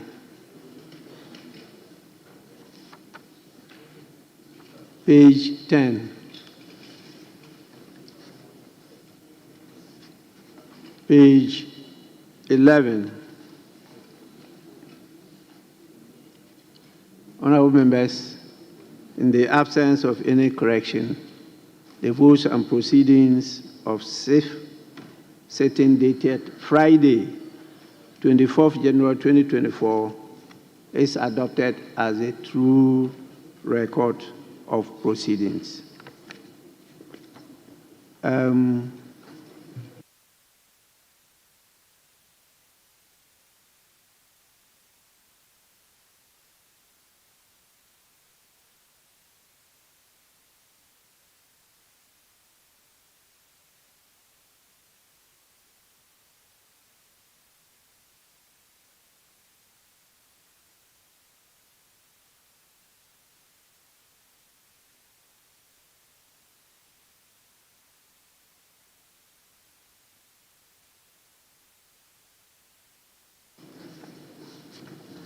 Honorable members, I don't have a copy of any official report. I've just been handed over a copy of a communication from one of the members of parliament, the person of Honorable Ohene Kwame Frimpong, member of parliament for Asante Achim North constituency. It's dated 28th January 2025 to the Right Honorable Speaker, Parliament of Ghana, Parliament House, Accra, Ghana. Dear Right Honorable Speaker, declaration of decision to caucus with the majority in the 9th Parliament. Pursuant to your directive on Wednesday, January 8th, 2025, requiring all independent members of Parliament to officially communicate their decision to align with either side of the House. I write to declare my decision to caucus with the majority in Parliament, being the National Democratic Congress, NDC. This decision reflects my commitment to the supreme interests of the people of Asante Achim North constituency, whom I am privileged to represent. After thorough consideration, I am confident that aligning with the majority will create the conducive environment necessary to champion development and progress for my constituents. As always, my priority is to serve and advance the welfare of my constituency. I trust this decision will enhance collaboration and resource mobilization for their benefit. Thank you. Respectfully yours, Honorable Ohene Kwame Frimpong, signed.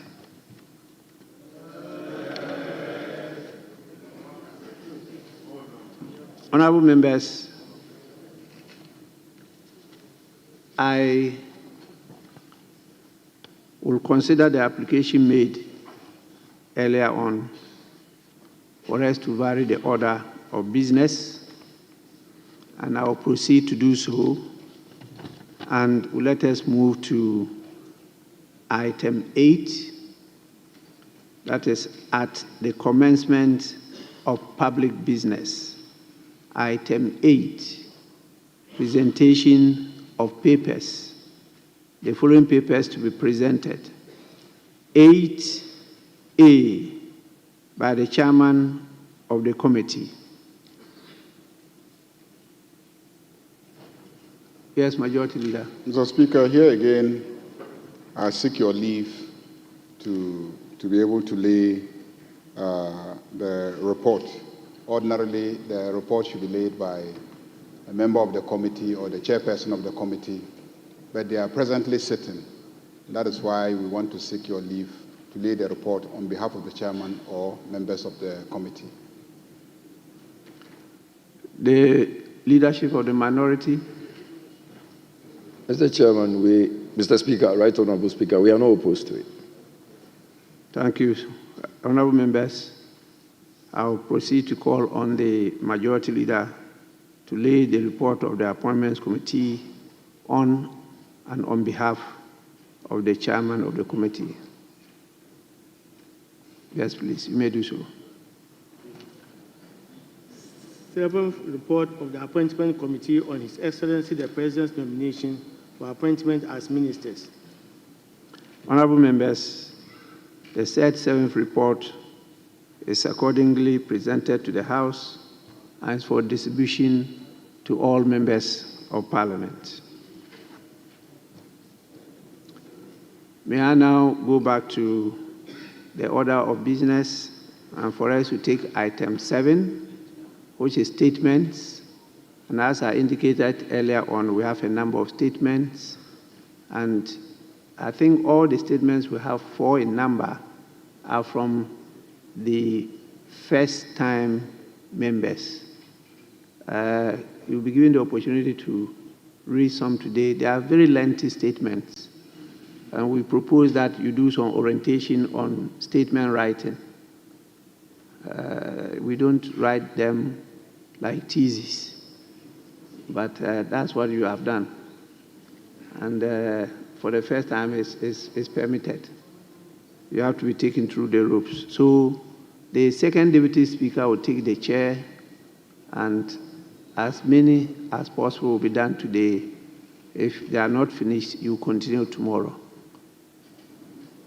But I'll call on the first statement. Stands in the name of the honorable member for, what's the first one?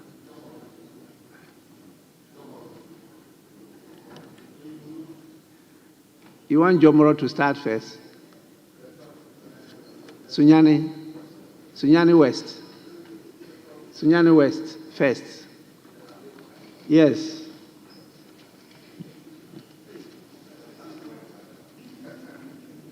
Thank you, Right Honorable Speaker, for admitting my statement on the formalization of the informal sector economy of Ghana.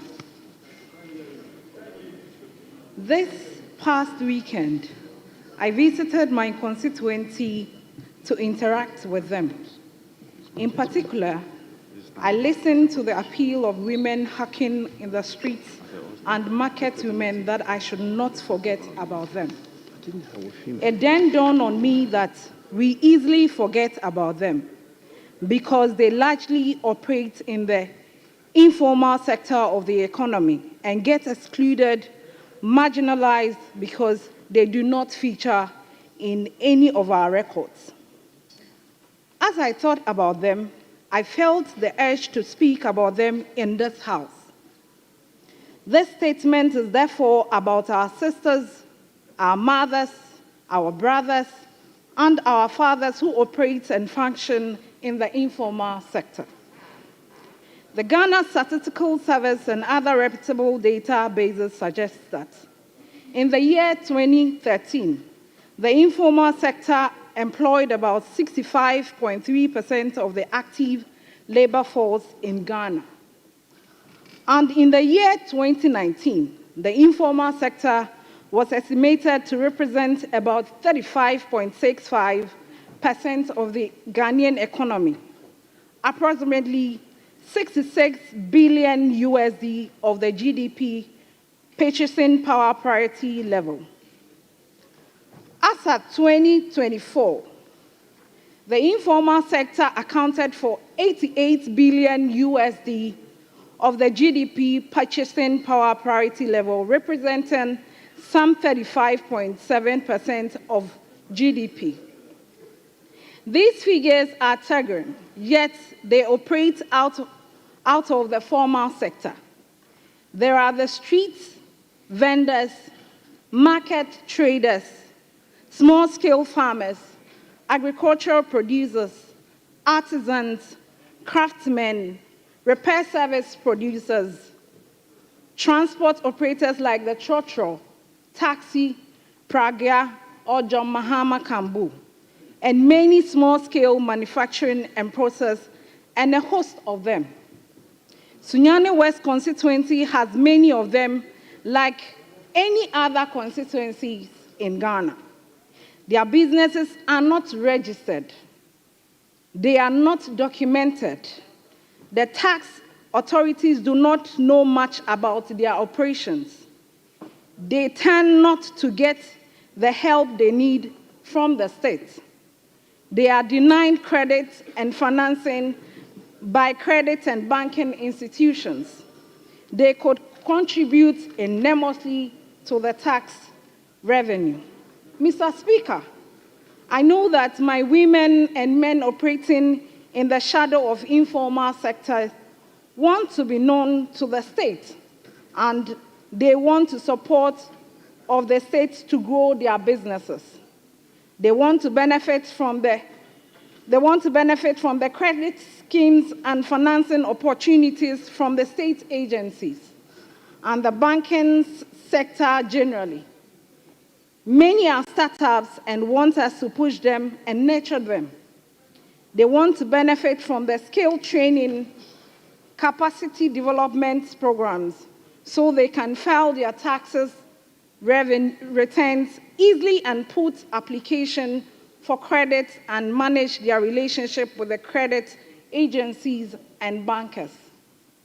My conversation with my constituents in the informal sector reveals that they don't trust the institution because these institutions tend to be bureaucratic, slow, and inefficient. They believe that our state institutions, through their licensing scheme, regime, permitting system, and corrupt, would only add another layer of unhelpful cost burden to their businesses. My first appeal to this House is that the market women in Sunyani and the villages around expect us to make it simpler, faster, and easier for them to migrate to the formal sector. They say that, and also want to benefit known and supported by the state. We should simplify the law on business registration. We should make it easier for them to register at the office of the assembly member, which is near them, and receive registration certificates from him or her. At that office, their tax registration and annual returns can be filed and made very easy. It should not take much time to do so. Many of the women told me they are excited because the NDC manifesto promised to do exactly that, to bring business registration to their doorstep, to make it one-stop shop, to make it very easy and non-time consuming. They are waiting for us to keep our word. I have no doubt that we will. I intend to spend my days in this chamber pursuing this matter for the women and men of the informal sector of Sunyani. Right Honorable Speaker, one elderly man in my constituency asked me to extend his greetings to the Honorable Kesin Atoforsen, the Minister of Finance, and that he watched his vetting before the Appointments Committee and was thrilled to learn that in future, a mechanism that ensures that part of his taxes could be set aside for his pension. Such innovation and many others should be considered by the House to encourage migration to the formal sector. We can reap great benefits as an economy. We in this House must keep an eye on every government's policies and programs with an eye to ensure the embedded in these policies and programs are tools and strategies to capture and document and formalize our informal sector. Many such policies and programs will be coming to the House soon.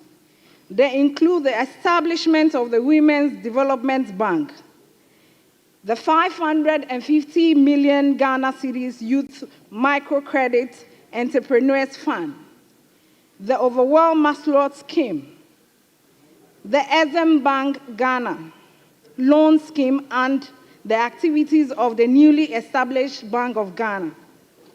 There are many others in the NDC manifesto which will soon be translated into policies and programs. Mr. Speaker, whilst I take this opportunity to thank you for granting me this maiden statement, permit me to express my profound gratitude to the chiefs and the good people of Sunyani West for electing me to represent them in Parliament. This is the first time since the Fourth Republic that my party, the NDC, and a woman has competitively won any of the Sunyani seats. And I am extremely proud of this honor done me by my good people of Sunyani West. I promise to remain on the side of the ordinary people of Sunyani West constituency. The confidence and trust reposed in me shall not be abused. Long live the Parliament of Ghana. Long live Ghana. Thank you. Great work. Very well.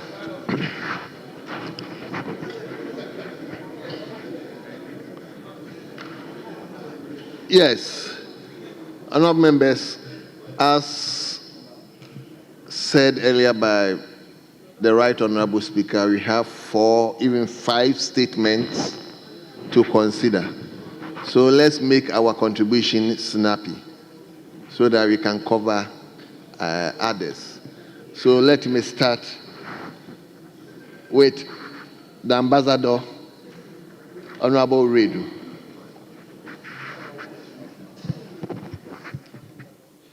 Thank you, Mr. Speaker, for the opportunity. I stand on Order 93.4 to make this contribution in support of the Honourable Member for Sunyani West. Mr. Speaker, I think that the informal sector's contribution to our economy is not in doubt. To the extent that about 36% of their contribution is captured by our economy, means that they play a significant role in the affairs of Ghana's economy. And yet, we've left them to their fate. Our honourable member did talk about some of the challenges they face, i.e., capital, lack of startup capital. I agree that under the NPP government, a lot of interventions were put in place. One being the NEIP that made available some capital for a lot of these people within the informal sector. Again, the GEA, the YEA, and MASLOC all made available some interventions to help bring this group of people to the level that, or to sort of formalize their engagement, within our economy. They still face a lot of challenges. As we speak, I doubt if people from those who work within the informal sector even get the required minimum wage that they are supposed to take. Again, the conditions that they work under, the kayayes, the hawkers, some work under the scorching sun. Sometimes in rains, they are seen trying to make ends meet. I think time has come for Parliament to engage the new finance minister, because from the presentation, we were told that a person from the Sunyani West constituency did send a word to our finance minister. I think that the message that the person was trying to put across was that in his first budget, that is yet to be read, the minister should consider this group of people. They shouldn't be left behind, and then we try to bring all of them up to this level. Mr. Speaker, I think that one way that we can formalize, one way that we can use to formalize this sector is by what Dr. Mahamadou Bawumia did champion, and that is digitization. The use of the Ghana card, Mr. Speaker, will help formalize the sector. A lot of people can be captured with this. Now, as we speak now, almost everybody in Ghana do possess the Ghana card. It's now used when you go to the banks. So with this, I'm sure that I'm sure that we can capture a lot of them. In concluding, Mr. Speaker, I would want to thank the Honorable Member for Sunyani West again for bringing this matter to our attention. I think this is a matter that across all the constituencies in Ghana, we as members of parliament are confronted with. Let's all help to bring down the burden of the informal sector and help them stand on their feet. Mr. Speaker, I thank you for the opportunity.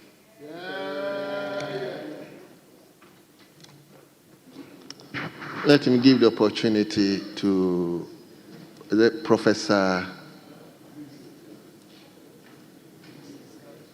Kitan. Esikado Kitan. Esikado Kitan. Yes. Thank you, Mr. Speaker, and thank you for affording me this opportunity to speak on this statement. Mr. Speaker, I'm also standing on Order 93-4 to make this comment.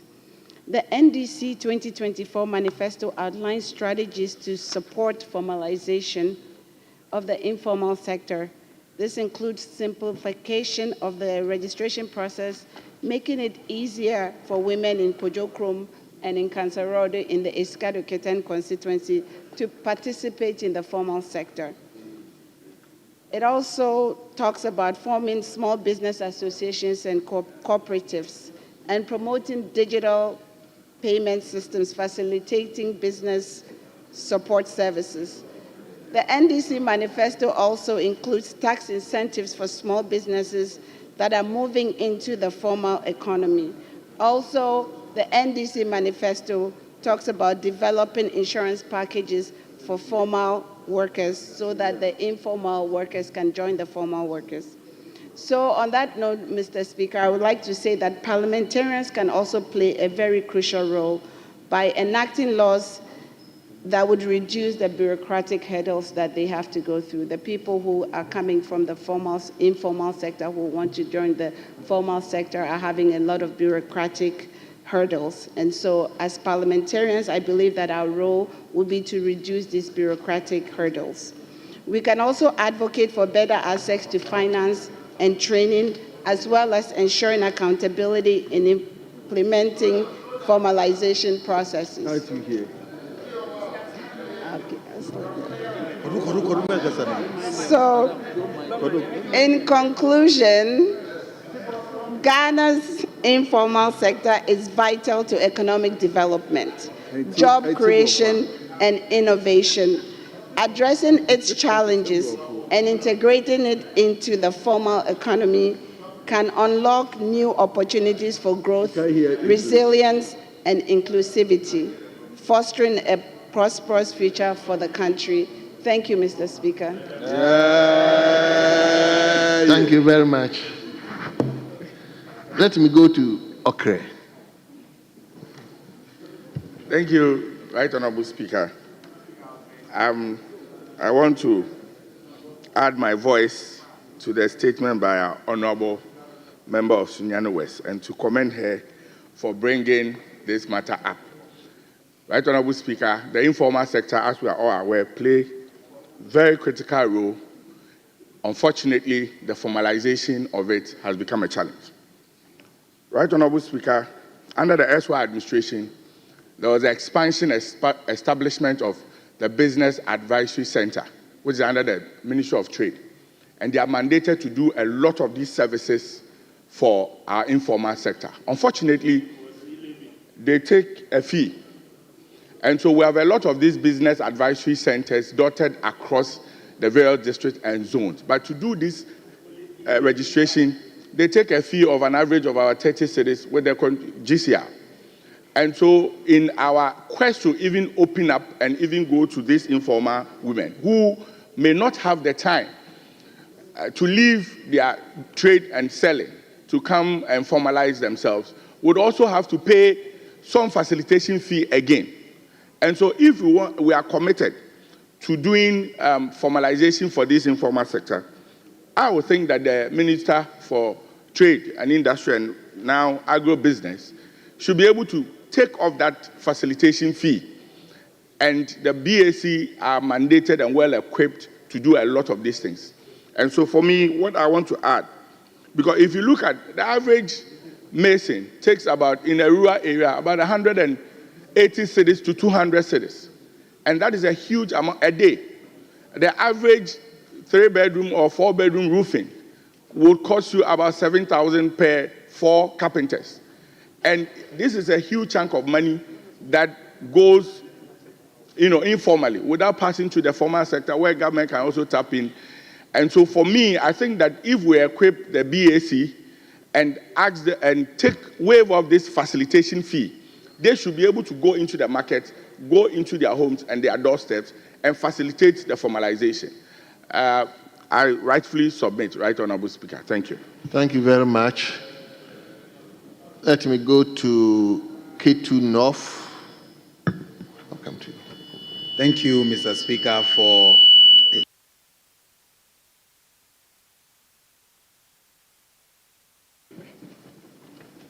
Thank you, Mr. Speaker, for the opportunity to contribute to this all-important statement by my colleague from the Sunyani West constituency. Mr. Speaker, I'm guided by Order 93.5, and so I'll try and make my submission within 5 minutes. So you don't go beyond 5 minutes. As Very well. stipulated in the standing orders. Mr. Speaker, the informal sector or the informal economy contributes significantly to Ghana's economic development. As we speak today, over 85% of Ghana's workforce are within the informal economy. And so it is very important for us as the legislative body of the Republic of Ghana to consider taking steps or advocating for the challenges that confront the informal sector to be addressed. Because as soon as you address the challenges facing the informal sector, you are addressing the social challenges that confront the young people of this country, especially the issue of unemployment. Mr. Speaker, I believe that we can learn from best practice from elsewhere, even within the African continent, and consider the most successful pathways to formalization. We can learn from Kenya, we can learn from Rwanda. I want to make a proposal of 4 key initiatives that the government of the day must consider so that we address the challenges facing the informal sector and formalize the informal sector. The first one is for us to decentralize the business support services and the registration centers. It is important for institutions like the Registrar General to consider having offices in each district assembly so that the market woman at the Veta Junction can walk comfortably into the district assembly in Ketu North and have her business registered. When that is done, it will even lead to reduction in taxes, because the moment we widen the tax net, government will be able to generate much more revenue, and Ghana will make more, will raise more funds in order to fund development. And so let us decentralize the registration to the district centers. The second thing is for us to consider extending social support services like pension schemes, as promised in the NDC manifesto, to people in the informal sector. That will become an incentive to invite many of them to register. Imagine the Okada riders, the market women, the farmers, tailors, seamstresses, and other artisans in my constituency, if they have the opportunity to contribute monthly for pension I believe it will be an incentive that will get many of them interested in registering their businesses. Government must act on this promise and ensure that we formalize that. Also, Mr. Speaker, in conclusion, I want to propose that we need to, again, go back to the conversation on using digital platform or digitalization. And in doing so, it must be done properly, not one that brings cost, extra cost to the ordinary Ghanaian. And that is why I'm excited that President Mahama is living to his promise of scrapping the e-levy, which became a burden to market women who wanted to save on their mobile money wallets and all of that. Because in the past, many of the constituencies or many districts today, there are no bank services available to these women or people in the informal sector. So mobile money became an avenue for them to save their resources or their little earnings after a hard day's work. So the moment a tax is placed on it, like the e-levy, that becomes a disincentive. And that is why I am happy that President Mahama has proposed to scrapping the e-levy. I believe this will encourage many more people to use digital platforms. And then we'll do away with a cash society and migrate to a cashless society. Thank you. Thank you, Mr. Speaker. Thank you. Let me go to Ifia, from Ifia. Thank you. Thank you very much, Mr. Speaker. I want to associate myself with... Honorable Isaac Boama, hold on. Yes. Mr. Speaker, thank you very much. Mr. Speaker, I'm told you have about 4 statements to be read. Yes, I know. So if you don't manage the contributors, I know. It's going to create problems for us. I know. Thank you very much. Let me, before we come to the end of this session, let me remind all first-timers that per our standing orders, tomorrow will be last Wednesday of the month, and tomorrow we give much attention to the first-timers as Backbenchers Day. So tomorrow we'll ask you to lead the House in so many areas. So tomorrow we give you another time to express yourself. So, Honorable Isaac Boama, you may continue. Thank you very much, Mr. Speaker, for the opportunity. I also want to associate myself with the statement read by the Honorable Member from Sunyani West. I've lived in Sunyani during my early days of work at Ghana Revenue Authority, so I know the economy in Sunyani. But, Mr. Speaker, before I give a 2-minute submission, I still want to reference our standing orders. The other time, we spoke about the accessibility of the statement to members. And then we agreed under 93. Honourable Member, just do the contribution first. We'll come to address that particular issue. Okay. Let's focus on your contribution to this. Yes.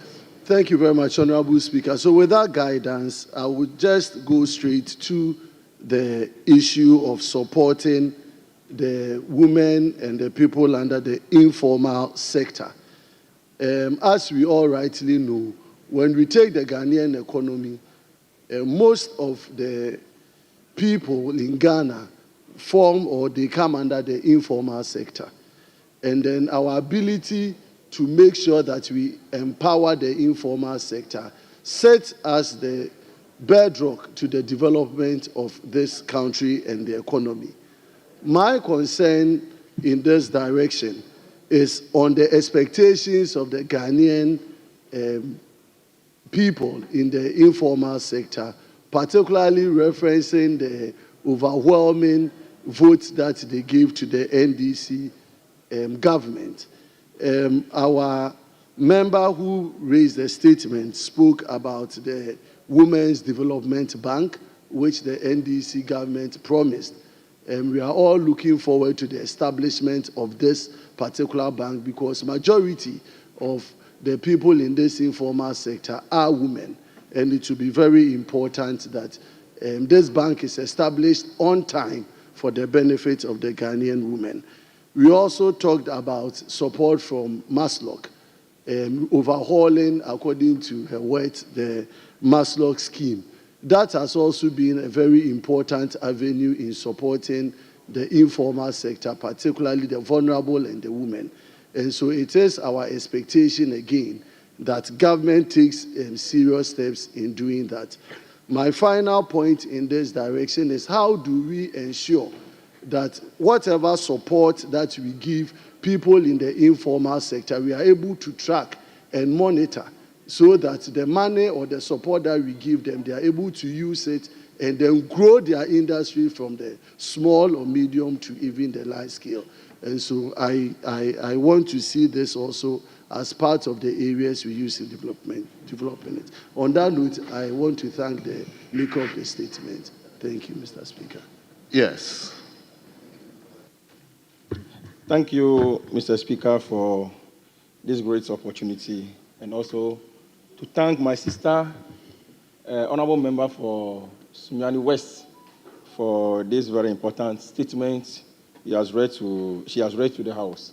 Sunyani, the economy of Sunyani is similar to my own in Hokwe constituency, because I've lived in Sunyani and I know the nitty-gritty of that particular economy. Yes, the informal sector is an area no government can do away with.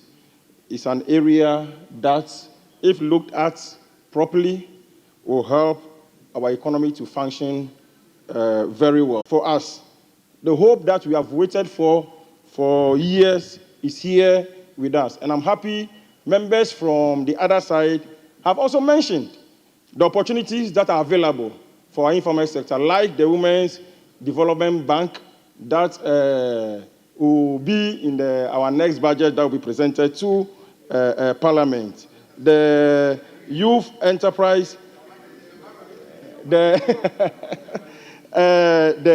National Entrepreneurship and Innovation Program, which they mentioned. But, Mr. Speaker, I want to make it clear here what our honorable member who first made the comment, that the previous government, the previous administration, under President Nanado introduced the National Entrepreneurship and Innovation Program, which is not true, which is far from the truth. Honorable member. Honorable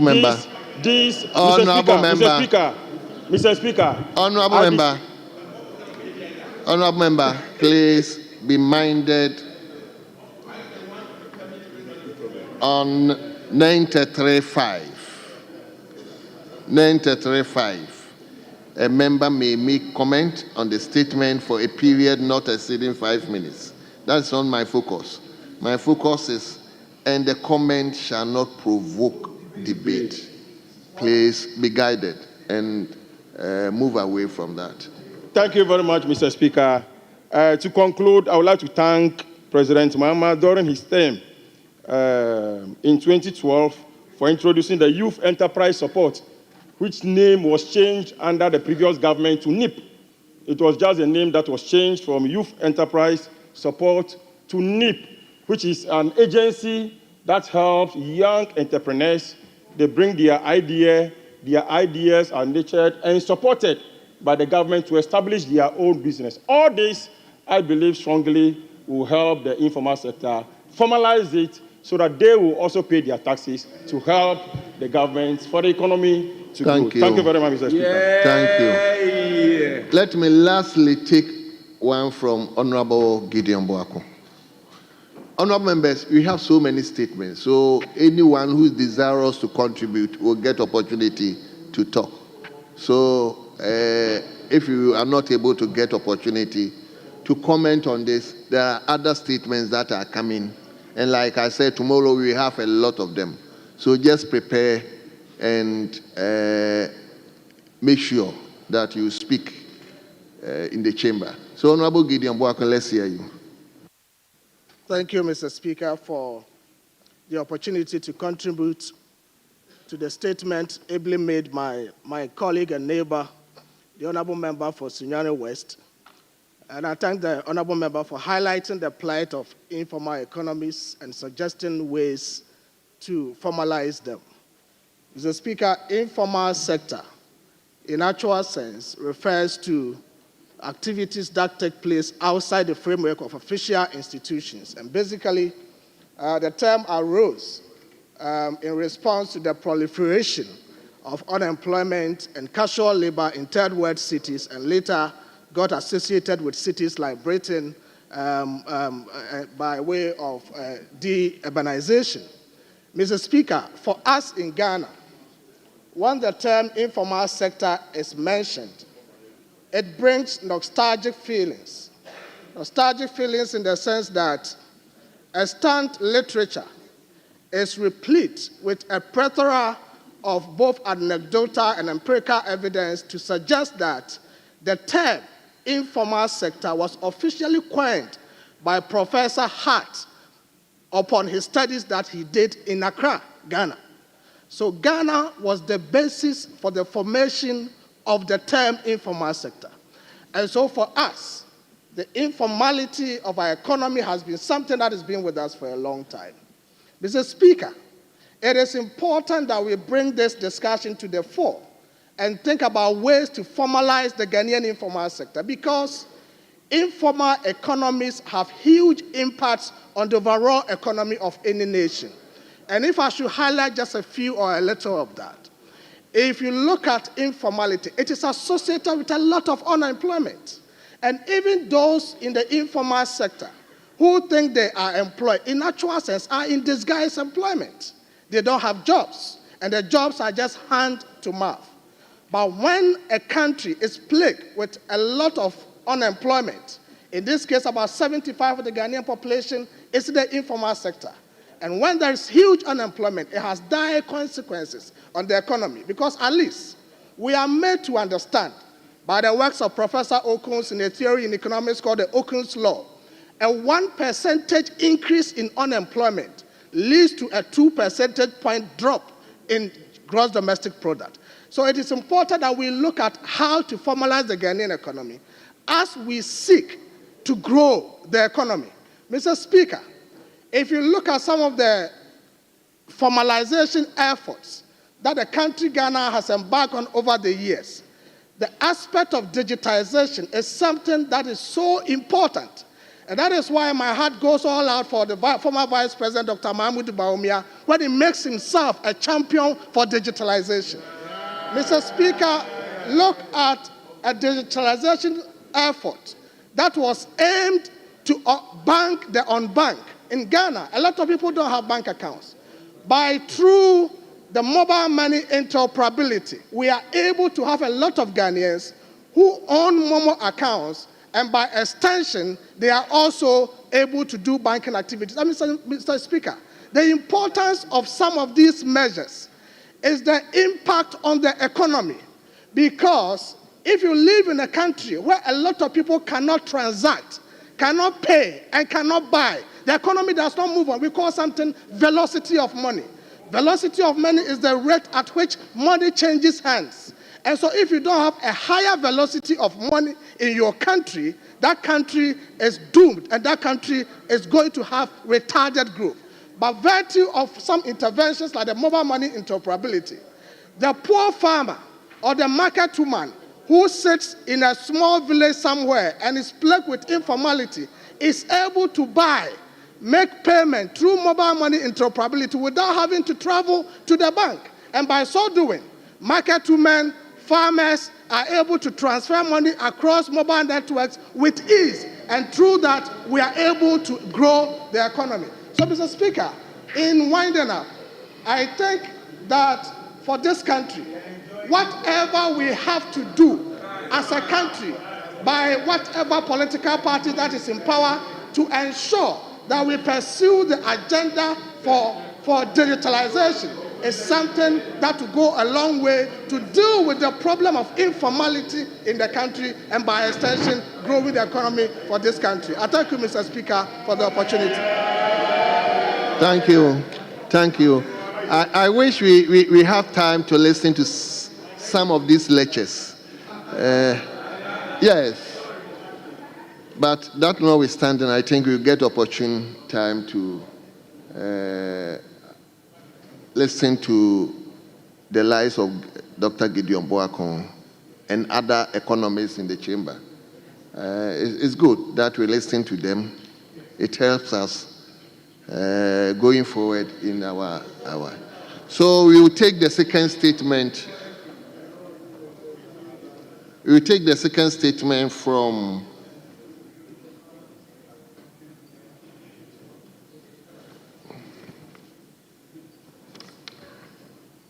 Honorable Member for. But I haven't mentioned your name.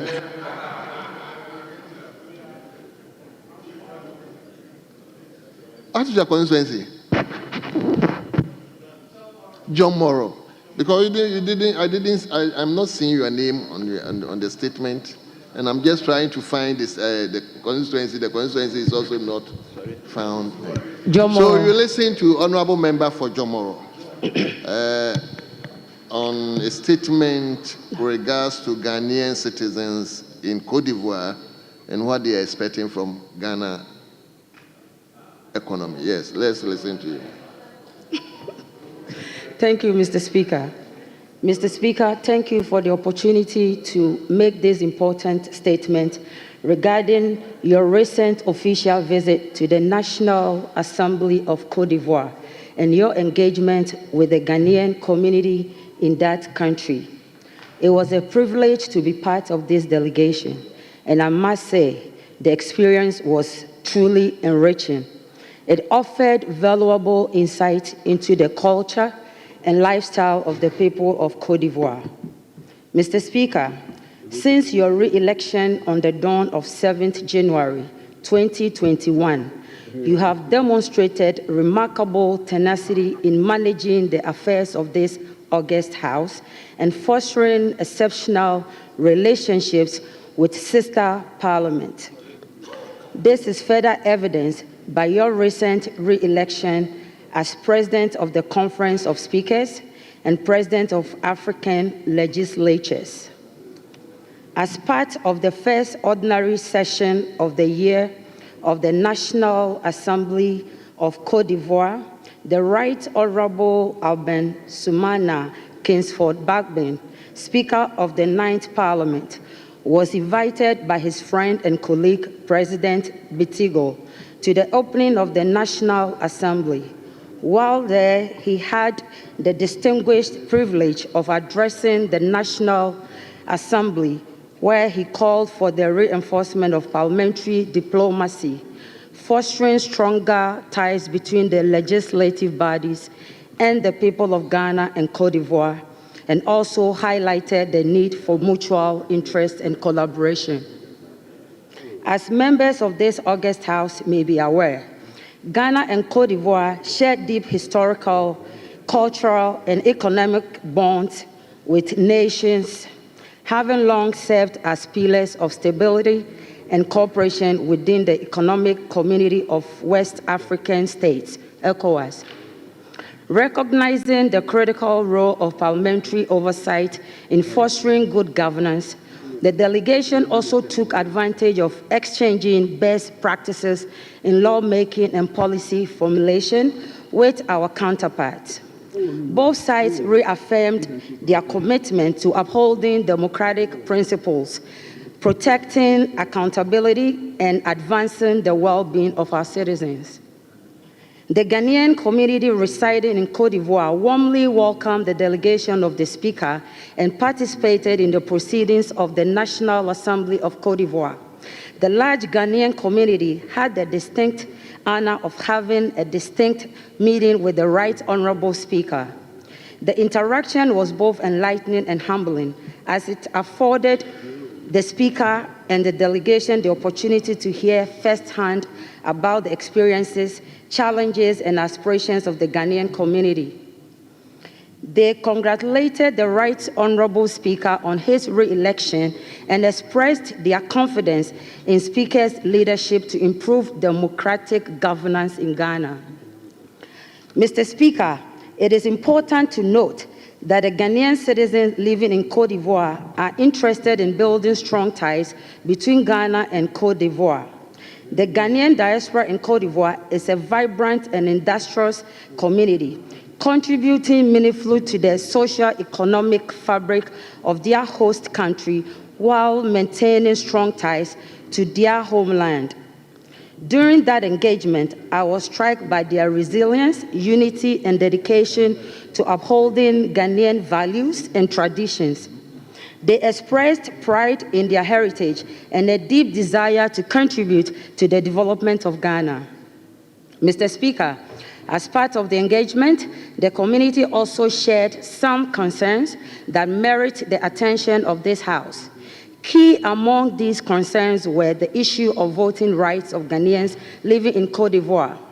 This issue has to do with the implementation of Representation of the People's Amendment Law, ROPA, which was passed in 2006, and has remained a subject of foot dragging when it comes to implementation. The community used the occasion to appeal to this House through the Right Honorable Speaker to facilitate the implementation of this important law. They indicated their willingness to contribute to enhancing the democratic credentials of Ghana, though they reside in another country. Mr. Speaker, another important issue of concern to the Ghanaian community living in Côte d'Ivoire has to do with the acquisition of critical identification documents such as the Ghanaian passport, the consular cards, and also the Ghana Identity Card or the ECOWAS card. The Ghanaian community highlighted the need for the government to review the fees for the passport renewal and replacement. They indicated a financial burden on them.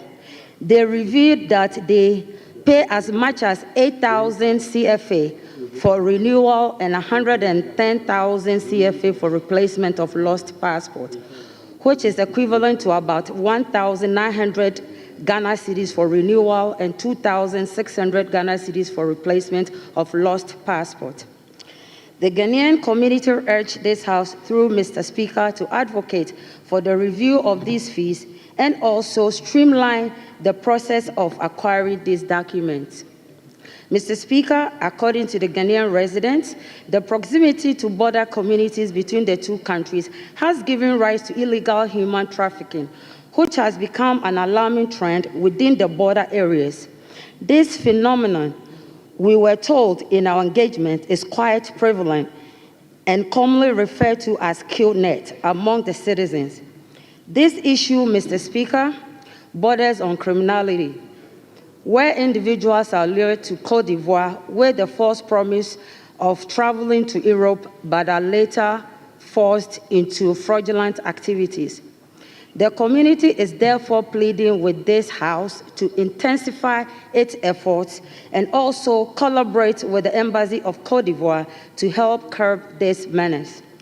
Mr. Speaker, before I conclude, let me restate that the delegation's interaction with the Ghanaian community in Côte d'Ivoire reinforced the importance of maintaining strong connections with our diaspora. I extend our deepest gratitude to the Speaker for his leadership and dedication, as well as to the government and people of Côte d'Ivoire for their hospitality during the visit. Let us continue to build on this momentum to strengthen the bonds of friendship and cooperation between our two nations. The Ghanaian community in Côte d'Ivoire are invaluable ambassadors of our nation and a vital source of socio-economic support. I therefore call on this House to prioritize policies and initiatives that address their needs and harness their potential for national development. As representatives of the people, it is our duty to advocate for the welfare and dignity of Ghanaians both at home and abroad. It is my hope that the outcomes of these engagements will serve as a foundation for the House to push for policies that ensure stronger collaboration between the government and its citizens living across the world. Mr. Speaker, I thank you very much for the opportunity, and thank you, honorable members, for your attention.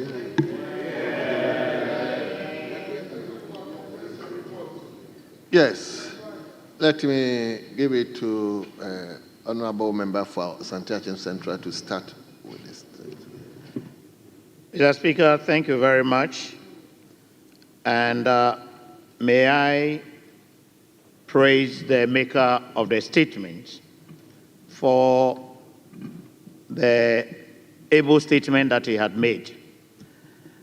And I would also want to congratulate Mr. Speaker for making this historic visit to La Côte d'Ivoire. Mr. Speaker, all over the world, Ghanaians are found everywhere. And it is interesting the way they put themselves together and they keep their traditions. Mr. Speaker, I had the opportunity to have traveled to Suriname. And Mr. Speaker, it will interest you that during the slave trade time, there were some Ghanaians that were taken to the hinterlands. They were taken to Suriname. They ran away and went to the hinterlands, and they formed their own community. Up to date, Mr. Speaker, they speak Twi, they eat ampese, they eat fufu, and they have carried their culture. I am told that even the late former president, Jerry John Rawlings, once visited them when he had visited Suriname. Across the West Africa, Mr. Speaker, during our economic challenges, we had people traveling to Nigeria, others traveling to Ivory Coast. And I remember very well in the 70s that a lot of people had to travel to Ivory Coast in search of greener pasture. Fortunately, in Ivory Coast, when you are going, most of them don't even use the plane. They use, they travel by bus and other means to go to Ivory Coast. We have had challenges with them. Mr. Speaker, we speak the same language with some groups in La Côte d'Ivoire.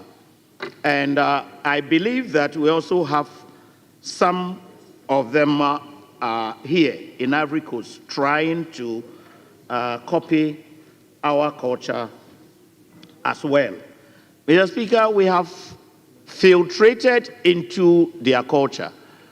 And I know my sister would not hesitate to let us taste akeche, acheke, one of these days. And I know that fufu and banku and akle are also enjoyed by Ivorians. I believe, Mr. Speaker, that this historic visit and visits or meetings within the speakers of the West Africa or African states would help us strengthen the union. Mr. Speaker, you'll recall that quite some time, not many years ago, we had to struggle with La Côte d'Ivoire on oil. When we discovered oil, we then had to go and settle boundaries. We would have been one, but by the coming into the Africa or scramble for Africa, the white men gave us a line, a feeble line dole, which we call borders. So I would encourage such visits, and I would thank Mr. Speaker on behalf of the nation to be doing this more in order that we can identify our brothers and sisters who are spread across the whole of Africa and the world. Mr. Speaker, I would want to use this opportunity to once again thank the maker of the statement. And very soon, I'm sure we would have friendship associations of parliamentarians between Ivory Coast and Ghana. And I'll encourage my sister probably to be an ambassador for this. In the last parliament, I had the opportunity when I was working with the employment ministry. That was, this is the 9th parliament. So I'm talking about the 7th parliament when I was the chairman of the employment committee. We severally had to travel to Ivory Coast because we were talking about Ghana and Ivory Coast about cocoa, and when they wanted to, the Europeans and from America, they wanted to impose on us what they call the child labor, and we try to defend that. If we should come together as one body, we will be able to resist most of these things. So, Mr. Speaker, once again, I thank the Speaker and I encourage my sister to give us more linkage between the two countries. Thank you. Thank you very much. Let me go to my senior host.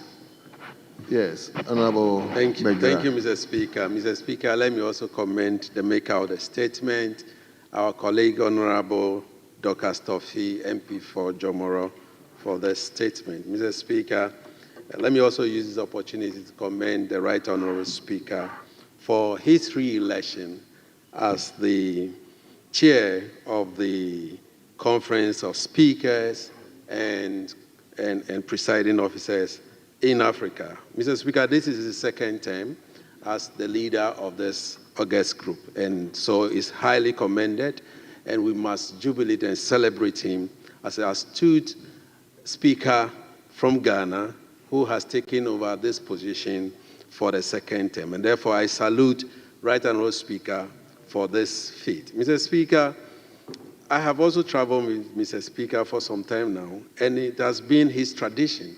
Anytime he's traveled outside this country, he meets with the Ghanaian community. And I want to plead with all of us that we've been traveling around. Anytime we travel, let's do well to meet with our community people, meet with Ghanaians. It tells you and also gives you insight as to what they go through as Ghanaians in those communities that they live in. Mr. Speaker, it is humbling to know, especially when you get to those communities, they tell you what they go through. Just as the statement, the maker of the statement has given us, that some of our people have been lured into slavery in no other country but Cote d'Ivoire here. Mr. Speaker, Cote d'Ivoire is a neighboring country, a country that we share the same cultural values, we share the same aspiration. It will surprise you to know that we have a community where the paramount chief of Sumain lives in Cote d'Ivoire, and we have a sub-chief rather in Ghana. So we are the same people. But if we have, unfortunately, having our own brothers and sisters being taken as slaves, being lured to go to Europe, and are taken as slaves to do menial jobs in Cote d'Ivoire, it tells you that there's something fundamentally wrong with our culture, norms, and so on. And so, Mr. Speaker, when we travel, it is an advice to all of us. When we travel, any time we travel outside the shores of this country, either on official duty or whatever, when we go out there, let's do well to make sure that we meet the community of Ghanaians who live in this country. You will learn a lot of things, you hear a lot of things, and then when we bring it back, we can advocate for changes in those communities. Thank you very much, Mr. Speaker, and I want to once again commend the Speaker, the maker of the statement. Thank you. Yes, let me go to Ambassador Redu. Thank you, Right Honorable Speaker, for the opportunity. I also want to thank the Honorable Member for Jomoro for this report. Mr. Speaker, she touched on one or two issues that I want to bring across. Having served as Ghana's High Commissioner to South Africa and then other countries, the issue of passport fees and then documentation fees. Mr. Speaker, if you travel, if you visit a lot of our compatriots in West Africa, Central Africa, Southern Africa, a lot of them complain about the cost of passport issuance. I think that what we've done is that we sometimes, in an omnibus manner, agree as Parliament on a fee to be charged, not taking cognizance of the fact that no two economies are the same. So if you look at the economy, for example, of, say, Cote d'Ivoire, and then a Ghanaian in Cote d'Ivoire who is, say, a fisherman is asked to pay, say, $150 for a Ghanaian passport. And then it's like the equivalent of $150 for a Ghanaian passport. Then in the US, a Ghanaian medical doctor in the US is also asked to pay the same $150. Then it becomes a problem. So a lot of the ambassadors and high commissioners face this problem to the extent that sometimes Ghanaians in these countries that I've listed have threatened to even demonstrate about the high cost of passports and then documentation fees in communities. I think that is a very important suggestion. It is a very, very good thing to do. I know a lot of us here have been doing that, the ministers especially. When they travel, they make time to meet the Ghanaian community, hear their concerns, and then bring them back home. It serves as, an encouragement, the motivation. A lot of them, they're also going through difficult times. So when they see us, come around, listen to them, and then assure them that the concerns that they are raising are concerns that we'll make sure we handle. Then, it sort of assuages their feelings. So this goes to the incoming ministers. Please, when you travel on official programs, for conferences, for seminars, bilateral meetings, multilateral meetings, please make time. When you speak to the high commissioners, the ambassadors, they can put this together. 1 hour, 2 hours, meet the Ghanaian community, speak to them, interact with them. You bring back home, very important points that can help in your own ministry. Mr. Speaker, thank you for the opportunity again.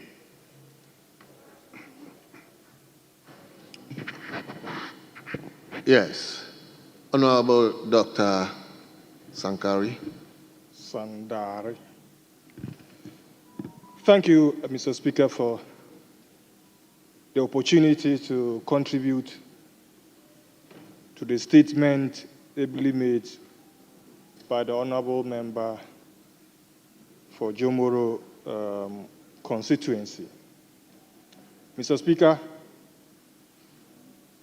I was part of the delegation. In fact, we were 3 from the House, the maker of the statement, myself, and the Honorable Abe Idrisu, the first Deputy Minority Whip. Mr. Speaker, I want to first say that we are grateful to the Right Honorable Speaker for giving us opportunity,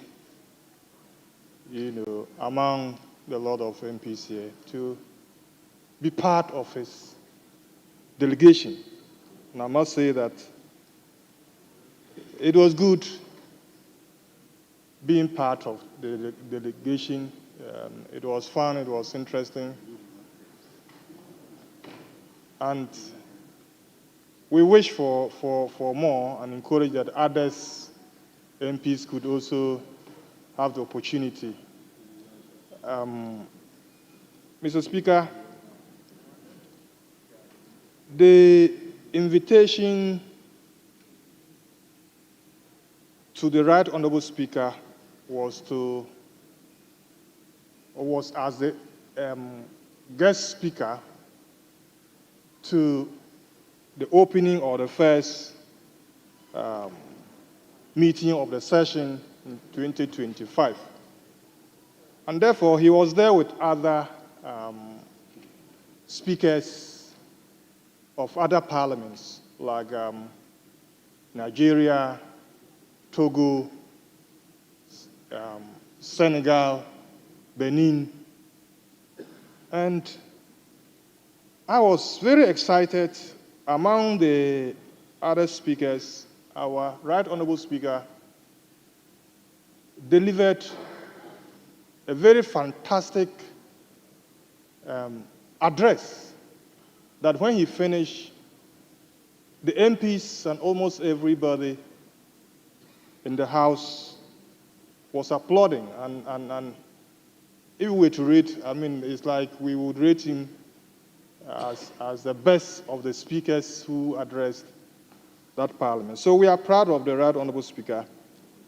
And in fact, his message, as put it by the maker of the statement, was, to ensure that we reinforce parliamentary diplomacy, encourage friendship, and ensure that parliaments, especially in Africa, really, are the backbone of democracy.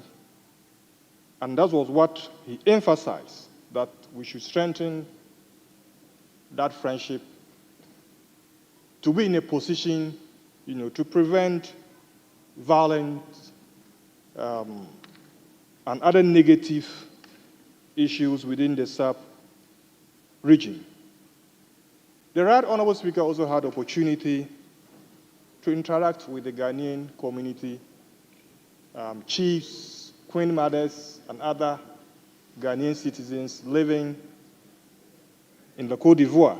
And they were very, very excited that the Right Honorable Speaker of the Parliament of Ghana could find time to interact with them. They used the opportunity to express various concerns, and some of them, the maker of the statement has enumerated them. They said that they needed more of those visits and interactions, and even set example that even the ambassador, they were not in touch. And we're saying that they can't remember the first time even the ambassador called them for such an interaction. So they encourage that the ambassador should take cue or learn from the visit and the interaction of the Right Honorable Speaker, to also interact with them. Issues like the implementation of Europa, issues about identification documents like passport renewal, birth certs, and the ECOWAS card were issues of concern to them, and they thought that the Right Honorable Speaker could use his position to see how these issues were addressed, and also that they want to celebrate Independence Day, which the Right Honorable Speaker promised and said he will organize and come and celebrate with them. Lastly, Mr. Speaker, the issue of human trafficking was very dear to the heart of the Right Honorable Speaker, because they thought it was an issue because of the closed borders.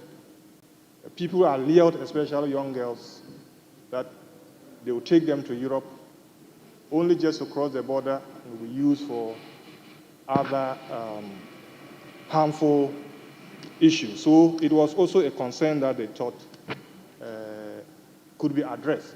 So in conclusion, Mr. Speaker, the statement should be taken seriously, and I hope that even the Committee on Foreign Affairs could look at it so that their concerns, could be addressed in totality. I thank you very much. I congratulate the maker of the statement. Thank you for giving me the opportunity. Thank you very much. Were you part of the Speaker's delegation? Yes, Mr. Speaker. Very well. Okay, let me take the last batch. Yes, Honorable Member for Anyasotu. Anyasotu, yes. Let me hear you. Is it Tobinko? Yes. Okay. Thank you, Mr. Speaker. I think to thank the maker of the statements, Honorable Member of Jomoro. I like the fact that the Speaker of this August House, our Honorable, have a key interest in visiting our brothers and sisters in our neighboring countries whenever he travels. I think it is something very good, and we need to recommend him for doing so. And as it has been said already, if our ministers and the CEOs would take a key from it to visit our brothers and sisters in wherever they go and hear from them what they are going through and what we can do as a country to support them. Mr. Speaker, we have ambassadors in most of the countries in the world. What we have realized and found out is a lot of them don't go to the aid of our people, that is Ghanaians living in the diaspora. Please, I think something has to be done about this, because they are taking there not only for business, to do business with the country, but also our citizens who are in other countries. Their welfare are so important, and I think the ambassadors in other countries should take a key interest in the people or in the Ghanaian living in their countries. Thank you very much, Mr. Speaker. Yes, lastly, let me go to Libya. Guan. Republic of SAR. Republic of SAR. Thank you very much, Mr. Speaker, for the opportunity to contribute to the statement that was made by the member for Jomoro. Mr. Speaker, let me also thank the Right Honorable Speaker for his determination to visit Ghanaian communities anytime he was out of this country. I have personally met him in a number of countries when he visits, that he always tries to interact, engage Ghanaian community and find out how they are doing there. Mr. Speaker, listening to the concerns that were listed in the statement that was made, one of the things that caught my attention, which I decided to contribute to this particular statement, is about the fact that the treatment that is meted out to Ghanaians who live abroad, and our attempt to encourage ambassadors and senior officers who travel to these countries to try and listen to them, pay a visit to them, and then take their concerns on board. Mr. Speaker, I'm sure you are aware that if you drive all the way from Volta region through Upper East, Upper West, Brona-Hafo region, almost all the communities along the borders, in some cases, one part of the community is within Ghana, the other part of the community is within either Togo, Cote d'Ivoire, or Burkina Faso. But Mr. Speaker, the way oftentimes we treat our own Ghanaians who live in these countries when they want to return home to come and engage in civil activities, Mr. Speaker, in itself is problematic. I remember a few years ago during elections, Ghanaians who live along the same borders, who are calling for a ROPA to be implemented. ROPA that was passed far back in 2006. And we all know the difficulties that we have as a nation for which we've not been able to implement same. Now, anytime these want to cross the border and come to this country to come and participate in electoral activities, Mr. Speaker, we know that things we take them through. Sadly, we don't see them as Ghanaians. We either describe them as Togolese, Burkinabés, or people from Cote d'Ivoire. But when a Ghanaian lives in America, when a Ghanaian lives in Germany, and he flies through our port, we embrace them as Ghanaians, we allow them access to the country to come and participate. But when you live across the border, it becomes a problem. And so I'm not surprised that those of them who live very close today are still asking for the implementation of ROPA. Mr. Speaker, if we must see our brothers and sisters who live there as nationals of this country, then we ourselves must encourage them. We must support them. It is not only when officials travel abroad before you can go and visit them. Sometimes to enter into their own country, the Speaker, the difficulty they go through. So let's find a way to make sure that we can accommodate our brothers and sisters who live across the border.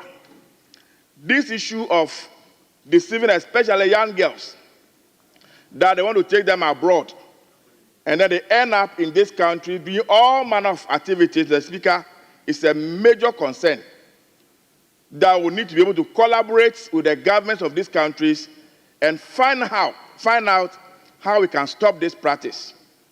It will interest you to know, Mr. Speaker, in some cases, young girls below 15, 14, 13 years are forced into all manner of activities, including prostitution, in some of these countries. And so it's not an issue we can just gloss over, talk about, and leave it there.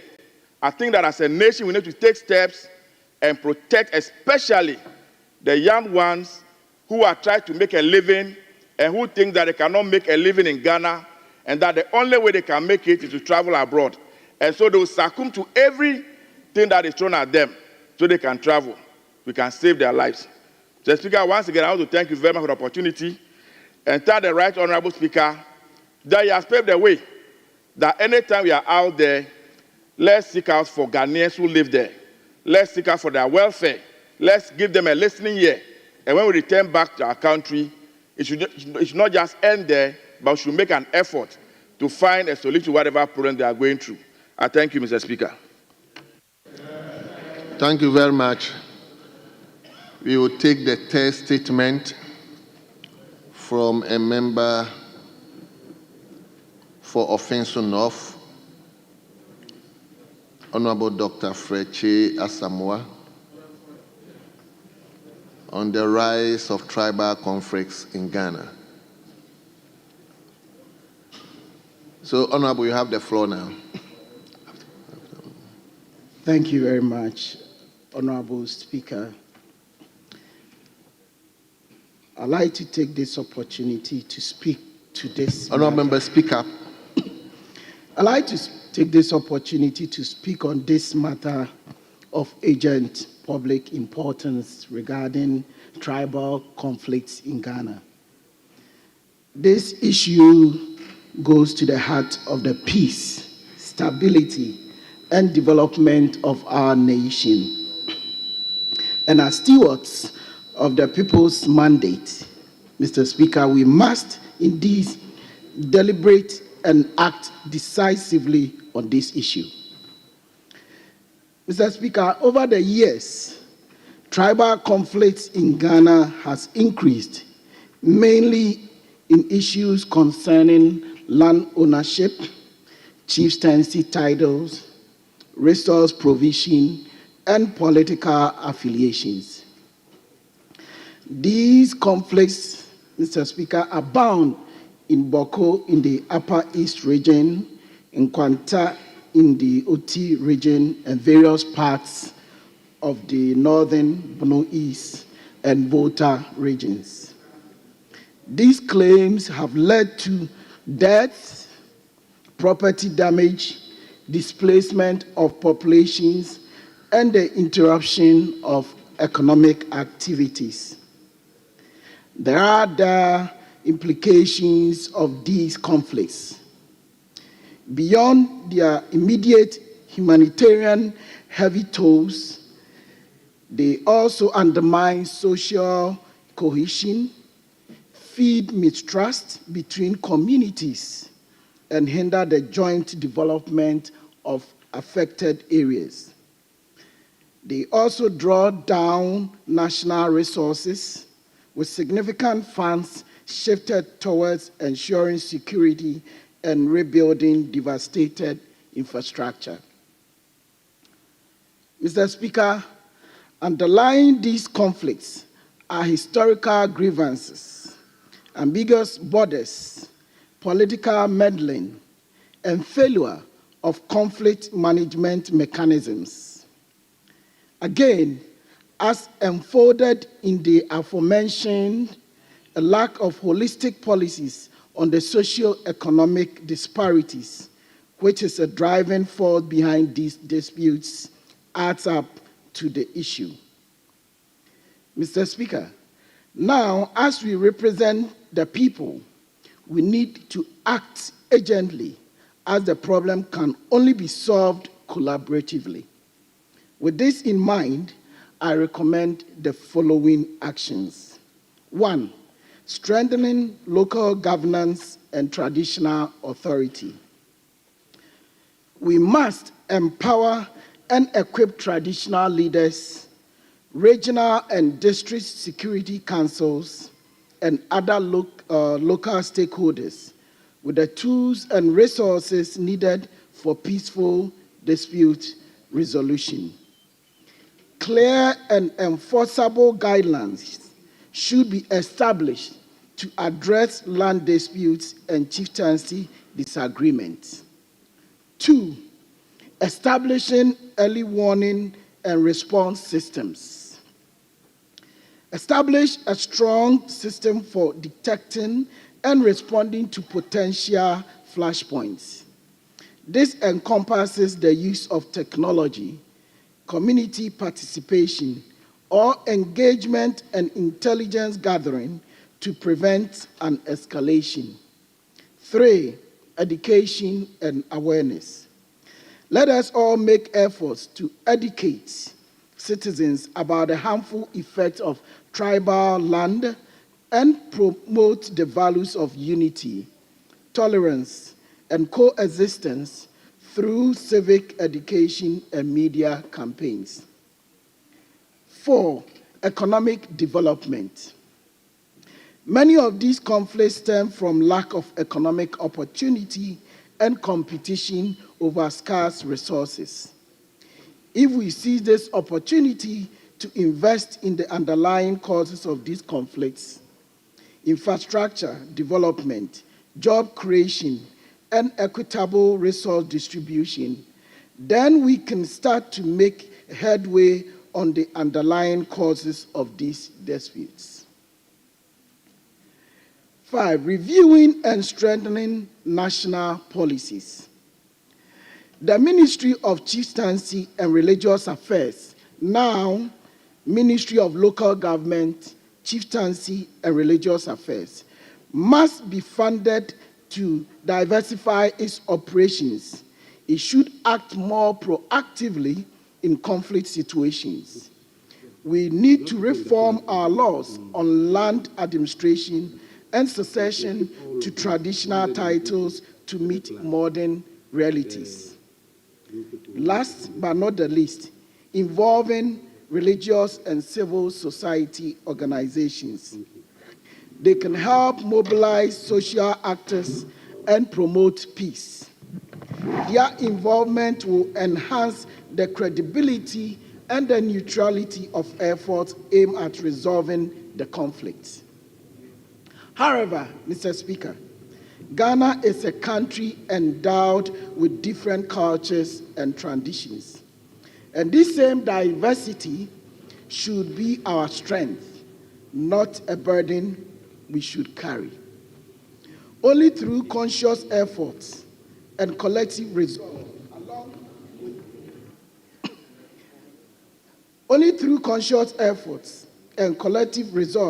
along with inclusive bargaining style, can we resolve tribal conflicts and come to stay with peace in our nation. Mr. Speaker, let us commit ourselves as Parliament to ensuring that Ghana remains a beacon of unity and progress in Africa. The time to act is now, for the cost of inaction is far greater than the effort required to resolve these conflicts. I thank you, Mr. Speaker, and I urge all members to support measures aimed at addressing this critical issue. God bless our home country, Ghana, and guide us towards a lasting peace. Thank you, Mr. Speaker, for the opportunity. Thank you very much. Honourable members, you invite comments. So we will start with a member for Yo-Yo.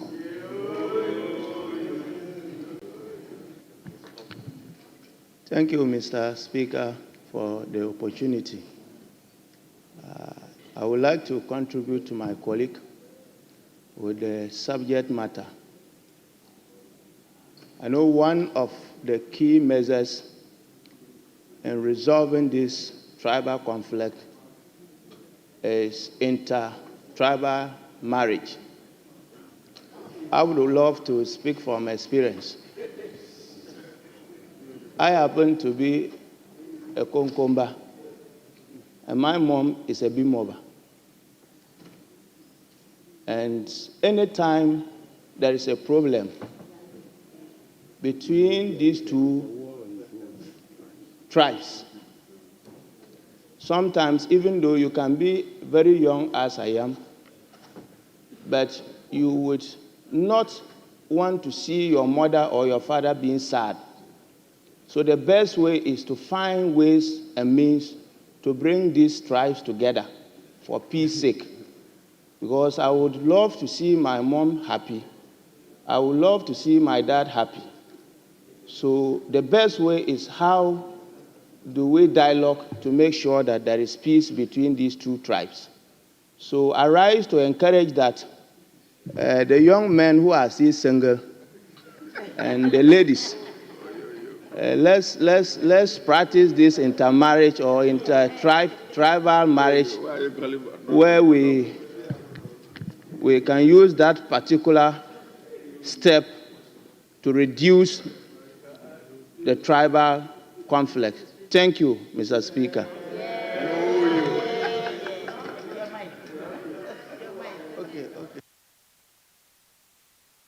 So Yo-Yo has suggested one solution that can be used to address tribal conflicts. It's practical, isn't it? Yes. So let me go to Manson Kwanta. Thank you, Mr. Speaker, for the opportunity to comment on my friend, the Honourable Member for Official North statement. Mr. Speaker, tribal and group conflicts, if not managed, could lead to mass casualties and even genocide. Mr. Speaker, if we turn our minds back in 1994 in Rwanda, due to tribal conflicts, within a period of 100 days, we had over 800,000 people losing their lives. So tribal and group conflicts can lead to serious consequences. Mr. Speaker, I believe in conflict prevention. We should have ways to prevent intertribal or group conflicts. We should not let them happen before we make the efforts to resolve. And I will recommend that, Mr. Speaker, we have early warning systems. These early warning systems should help us to monitor where we have tensions so that we can mediate early to avoid issues getting to heated levels.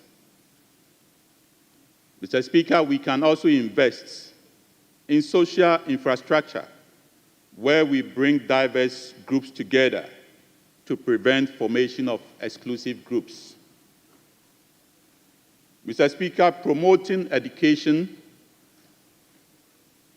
and inclusive systems and ensuring coexistence and tolerance, Mr. Speaker, are ways of also ensuring intergroup cohesion.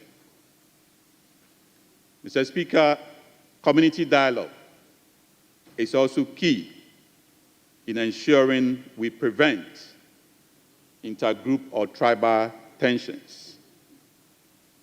We should be facilitating dialogues amongst groups. Cohesion and coexistence is fully respected.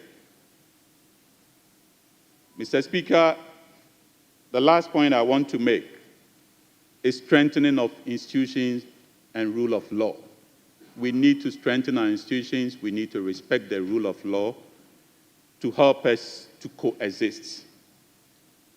Mr. Speaker, Ghana needs peace in its entirety, not in bits, and we should all work together in perfecting this until we have total peace across the length and breadth of this country. Mr. Speaker, thank you for the opportunity. Thank you very much. You have spoken, isn't it? Hohoi. You've spoken. Let me give the opportunity to somebody else. Yes. Is it Tema West? That is so, Mr. Speaker. Yeah. Yes, yeah. Mr. Speaker, thank you very much for the opportunity. And I would like to commend the maker of the statement and also to say that indeed, as a human society, conflicts will always be with us. We cannot eradicate it completely. And for me, I think one of the ways to go is to ensure that we equip the police service very well. If you look at our constitution, particularly Article 200, Clause 3, it talks about the police service. And Mr. Speaker, subject to your permission, if I may read, Article 200, Clause 3 says that the police service shall be equipped and maintained to perform its traditional role of maintaining law and order.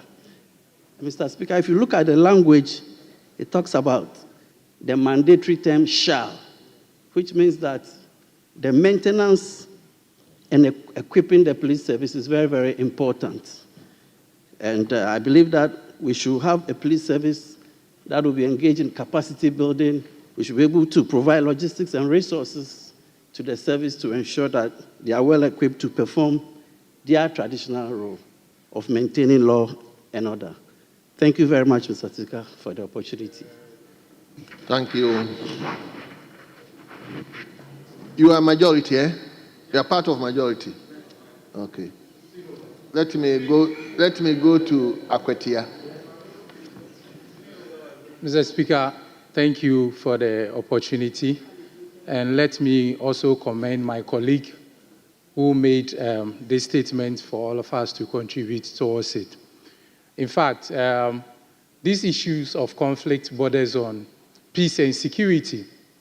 And in line with the oversight responsibility of Parliament, most institutions of state are subject to the oversight responsibility of Parliament.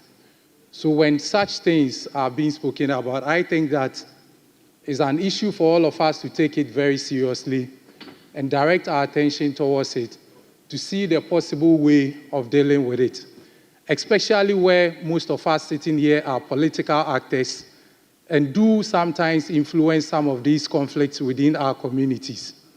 I think it is of utmost importance that we pay attention and see the way of solving these problems. I say so because from personal experience, right from my education up to SHS level, we played and interacted with many different people that we never even thought about their tribal considerations or where they do come from. But then, after university or getting into public life and politics, you realize that we all begin to think towards where we come from. And most people have a lot of their political leanings based on the tribe they come from and where they actually hails from. And I think that the kind of education and training as we all receive from primary through JHS up to SHS is something that is worth encouraging up to the university level so that most people will encourage or imbibe diversity into the minds of the students so that as we grow up, we will not depart from these principles, and they will guide us in the decisions that we make in our community and in our public offices. I also think that civic education is something that we must take serious if we want to jump this hurdle, or we want to forge a way out of this hurdle. We need to encourage civic education so that most people will be educated on the consequences of such conflicts that happens within our communities. When we take such civic responsibility serious and make sure that most people are up to speed on their comments and the way they go about their decisions, I'm sure we'll go a long way to avoid such conflicts within our community. I know mostly when such conflicts are not actually taking place within your next doorstep, you might think you are not involved, or it is not of concern to you. But I can share to this House an experience which happened in my office some time ago. As a security lead for a multinational corporation, I was advised, or I was given the opportunity to advise on the security situation in Boko, given that we had actually undertaken a corporate social responsibility in the town, as to whether it was right for us to commission that office for the use of students in the town. And lo and behold, I sought guidance from certain institutions of the state, and I was advised not to give approval for the commissioning of the project. Only for it to happen that just next door to that office, some people were shot. So the question I asked myself is that what if I had given the approval for the commissioning of that office in Boko?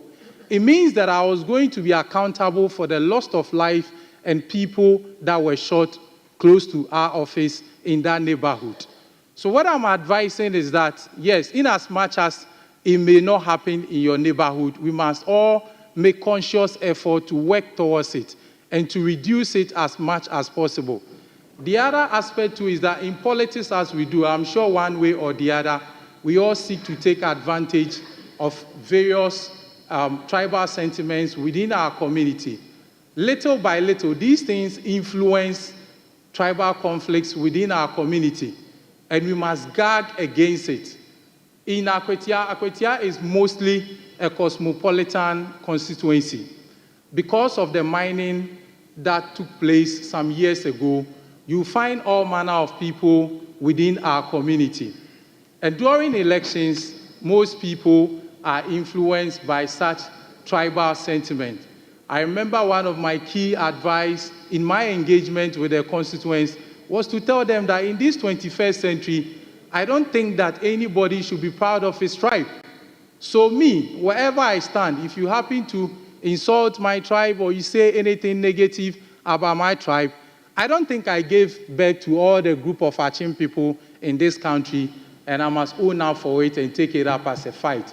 So do I advise every other person that, look, wherever you stand, regardless of your tribe, you did not give birth to all the people coming from your lineage or your tribe, and therefore you must not take such tribal comments serious, leading to conflicts within our society. So, Mr. Speaker, the point is, it is a collective responsibility, and we must all be sensitive towards it, and we must all be part of it and ensure that that collective responsibility is discharged faithfully and honestly to the success of all of us and to the peace of our community. Thank you. Thank you. I will now take the last. Hey, so many people. Yes, my brother.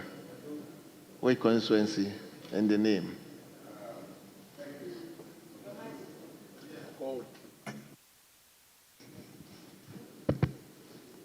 Thank you, Mr. Speaker. My name is Sebastian Der, the Honorable Member from Bando constituency, Bando in the Volta region. Honorable Speaker, I rise to speak to or comment on the statement that has been made by my colleague. And I am doing this because I struggle to catch your eye because he's done some lobbying to make me speak to this particular issue. I think he did a lot of lobbying behind the scenes. So It's part of Who is what doing a lot of lobbying? it's part of what we learned. So did you lobby me? Oh no. I mean the writer of the statement lobbying okay. the commenter. No. Honorable members, don't get me wrong. Don't get. That is the advice we've been giving to those who write statements, that reach out to the other side.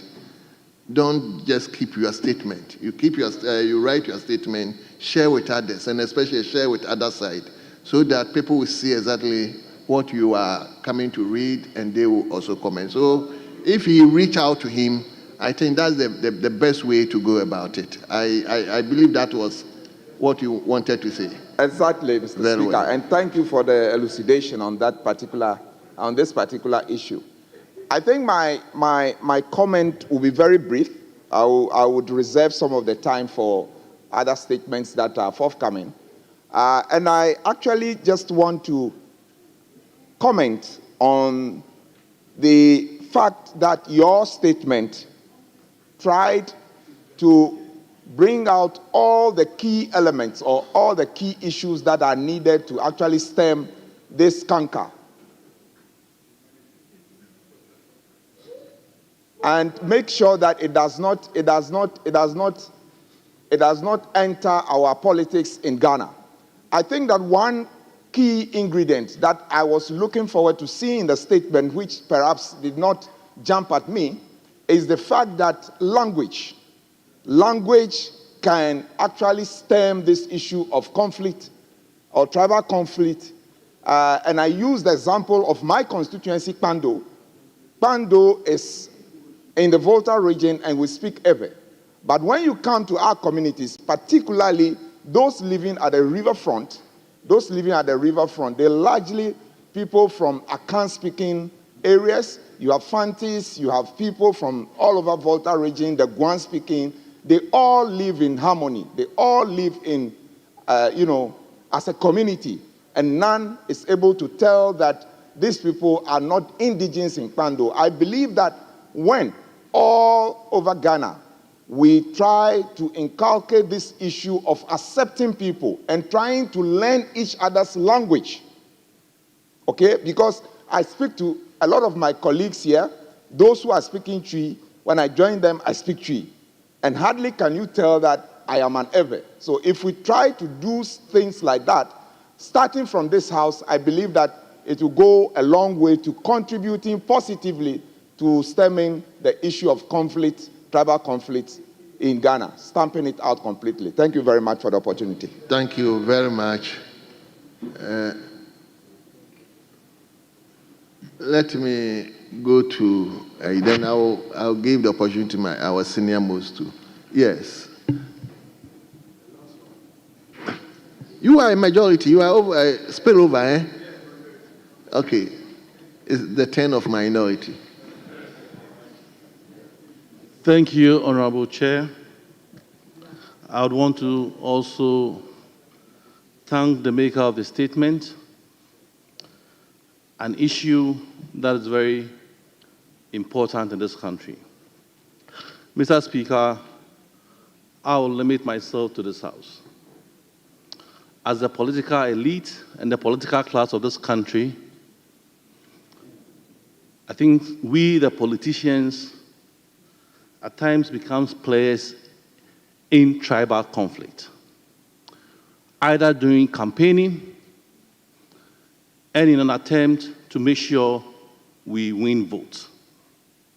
It is therefore very important that this matter and this statement is being made in this House for us to be aware of the dangers of tribal politics. Mr. Speaker, one other issue that my colleague probably did not mention, which also caused tribal conflict, is equitable distribution of resources. When a tribe feels disadvantaged that either resources from state are not being shared equally, it also funds and the youth of this country probably also make noise about it. It is therefore important that as political class, in distributing resources, in our attempt in decentralization in districts across the country, we will be mindful that whether a majority group or a minority group get what he needs. At this point, Mr. Speaker, I draw the attention to the current government in the appointment of district chief executives. It is important that in appointing district executives, regional balance is taken care of. Because if an MP is from one tribe, as per convention and practice, it is important that the district chief executive comes from the other tribe. If some of these are adhered to, I think it will minimize the tribal politics that we find in this country. Mr. Speaker, thank you very much. Thank you very much. Honorable Member for Hohoe, I said you've spoken today, so tomorrow I'll give you the opportunity. But let me listen to the other gentleman. Yes, leader. Mr. Speaker, because of the nature of the subject matter under discussion, that's why I wanted the honorable member to speak to the issues. The Hohoe. Yes, Alavanyo issues. No, that he is the MP for the area. Oh, okay. You see, immediately you said that our senior most has gotten up. Senior, let me hear you. Mr. Speaker, I was only adding to what he's saying, except that I want to find out the direction, because we've gone past 1 hour. And I wanted to find out from leadership whether we have some more jobs, especially in approving some ministers to take today, and what is the direction. We must have this in mind, because I think we spent more than even 2 hours on statements. Right. Senior person, I think I have decided to entertain the newcomers. I know the report will be taken tomorrow. We are not taking the report today. But I just wanted to give opportunity to the newcomers at least to have a bite in the chamber. That is why I'm entertaining that respectfully. Mr. Speaker, I'm grateful. I'm guided. Thank you. Thank you. Yeah, my brother, let's hear you.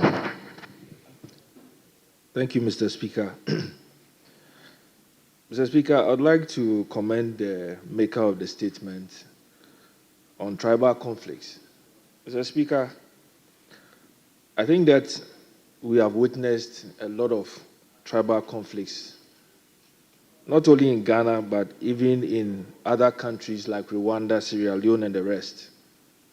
Mr. Speaker, what excites me is that in making the statements, he gave meaning to some of the causes of such tribal conflicts, in which case my brother Yo-Yo has indicated what happened within his community. And if I should come back to where my brother from Hohoe comes from, the people of Nkonya and Alavanyo have witnessed that situation firsthand.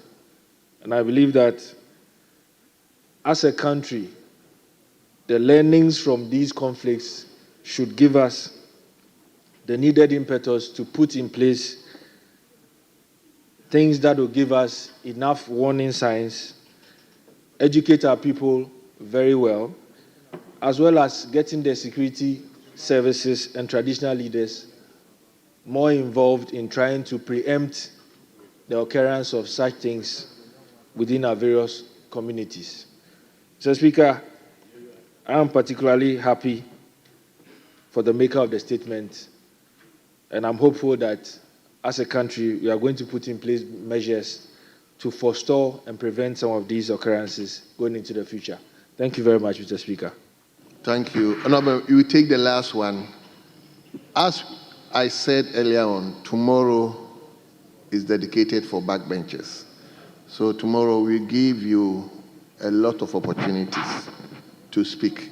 So if you are not able to get opportunity today, please avail yourself tomorrow. We'll make time for you to speak. So let's take the last one from Honorable Dr. Mahama. So please don't feel sad. Tomorrow you get opportunity. Please don't beg me. I will give you opportunity tomorrow. Yes, Honorable Dr. Mahama, let's hear you. Thank you very much, Mr. Speaker. And thank God I catch the eye of the Speaker. Mr. Speaker, the issue of conflict, I think that it's been discussed thoroughly and members have commented on this issue. And I also feel obliged to pass a comment on this matter because my region has faced the remnants of tribal conflict. Just 3 days ago, we had an outbreak of clan conflict in Bunkpurugu, UU constituency, which is part of my region. And that actually resulted in the death of one person following clan conflict. Also, my region and my constituency has been a hotspot for the very bad reasons. Bad reasons in the sense that travelers from the Upper East feel threatened if they have to pass through my constituency to, say, Accra. Travelers from Boku feel threatened if they have to pass from Boku to, say, Bolga through to Accra. These are all as a result of tribal conflict. Mr. Speaker, many members of parliament have lost their seats on the back of tribal conflict because they are associated one way or the other to this particular conflict. Again, we have also found, unfortunately, members of parliament or leaders exploiting this conflict to their advantage. In other words, they feel like if I stoke tribal sentiment, I may get one favor or other by way of electoral fortunes. All these are part of the causes of the conflict. And I will urge that the first responsibility as leaders is to make sure that we are more reconciliatory. We take measures that ensure that we don't stoke tribal sentiments. Once we do that, then we then come back to the followers, the people. We actually, my colleague mentioned about civic engagement. Let us be more forthcoming in our civic engagement. Let us educate these people, the harm, the effect of conflict. And my friend, honorable friend from UU mentioned, especially intermarriages, but unfortunately, sometimes it doesn't help the matter. So I will just urge that this House, as a matter of priority, let us equip the police service to have the early detection, early warning systems, and then preventing this crime. That is one. Other way we can also handle that, Mr. Speaker, if you indulge me for a second, is to, try to engage the traditional authority, the regional House of Chiefs. The regional House of Chiefs has the mandate in addressing especially conflicts that are related to chieftaincy. Once that institution is resourced, I'm sure they will be able to identify all the hotspots and address them. Thank you very much, Mr. Speaker, for the opportunity. Thank you very much. Honorable members, please indulge me to bring this session to a close. We've allowed a lot. As I said, tomorrow we will continue. So, honorable leadership, let me revert to you. Leadership, leader of the House, yes. Minority leadership, honorable members, it means you are in my hands, so I'll proceed to adjourn the House. Tomorrow, are you coming at 10 or 12?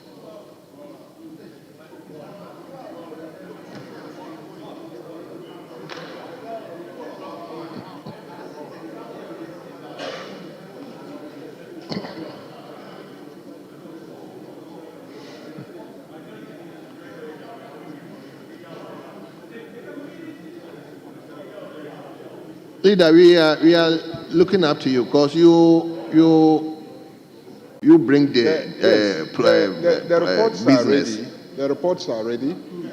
We have one report that is ready. The second one is also ready. We might get a third report tomorrow. So we can So if you look at it, we have about 10 nominees, 12 nominees already. We have 12 nominees. So we have to if we come start at 10. early, because on the average, we may spend 2-3 hours on a nominee.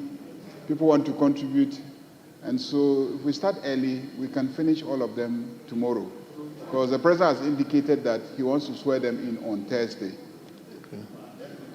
So honorable members, on that note, we are coming 10 o'clock in the afternoon.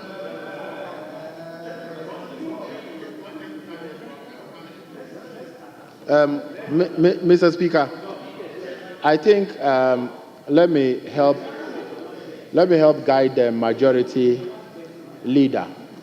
I think the last time the Speaker did indicate that in this session we should rather start from either 12 or 2 o'clock. No. That was a directive from the Speaker. No. And then if the reports are not all ready, we come. No. So the leader said 12. So 12 will be okay, Mr. Speaker, rather than 10 a.m.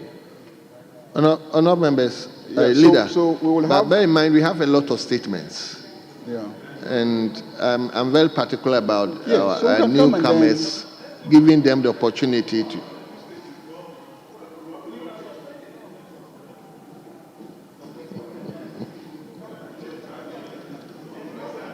Honourable members, tomorrow is the backbenchers' day.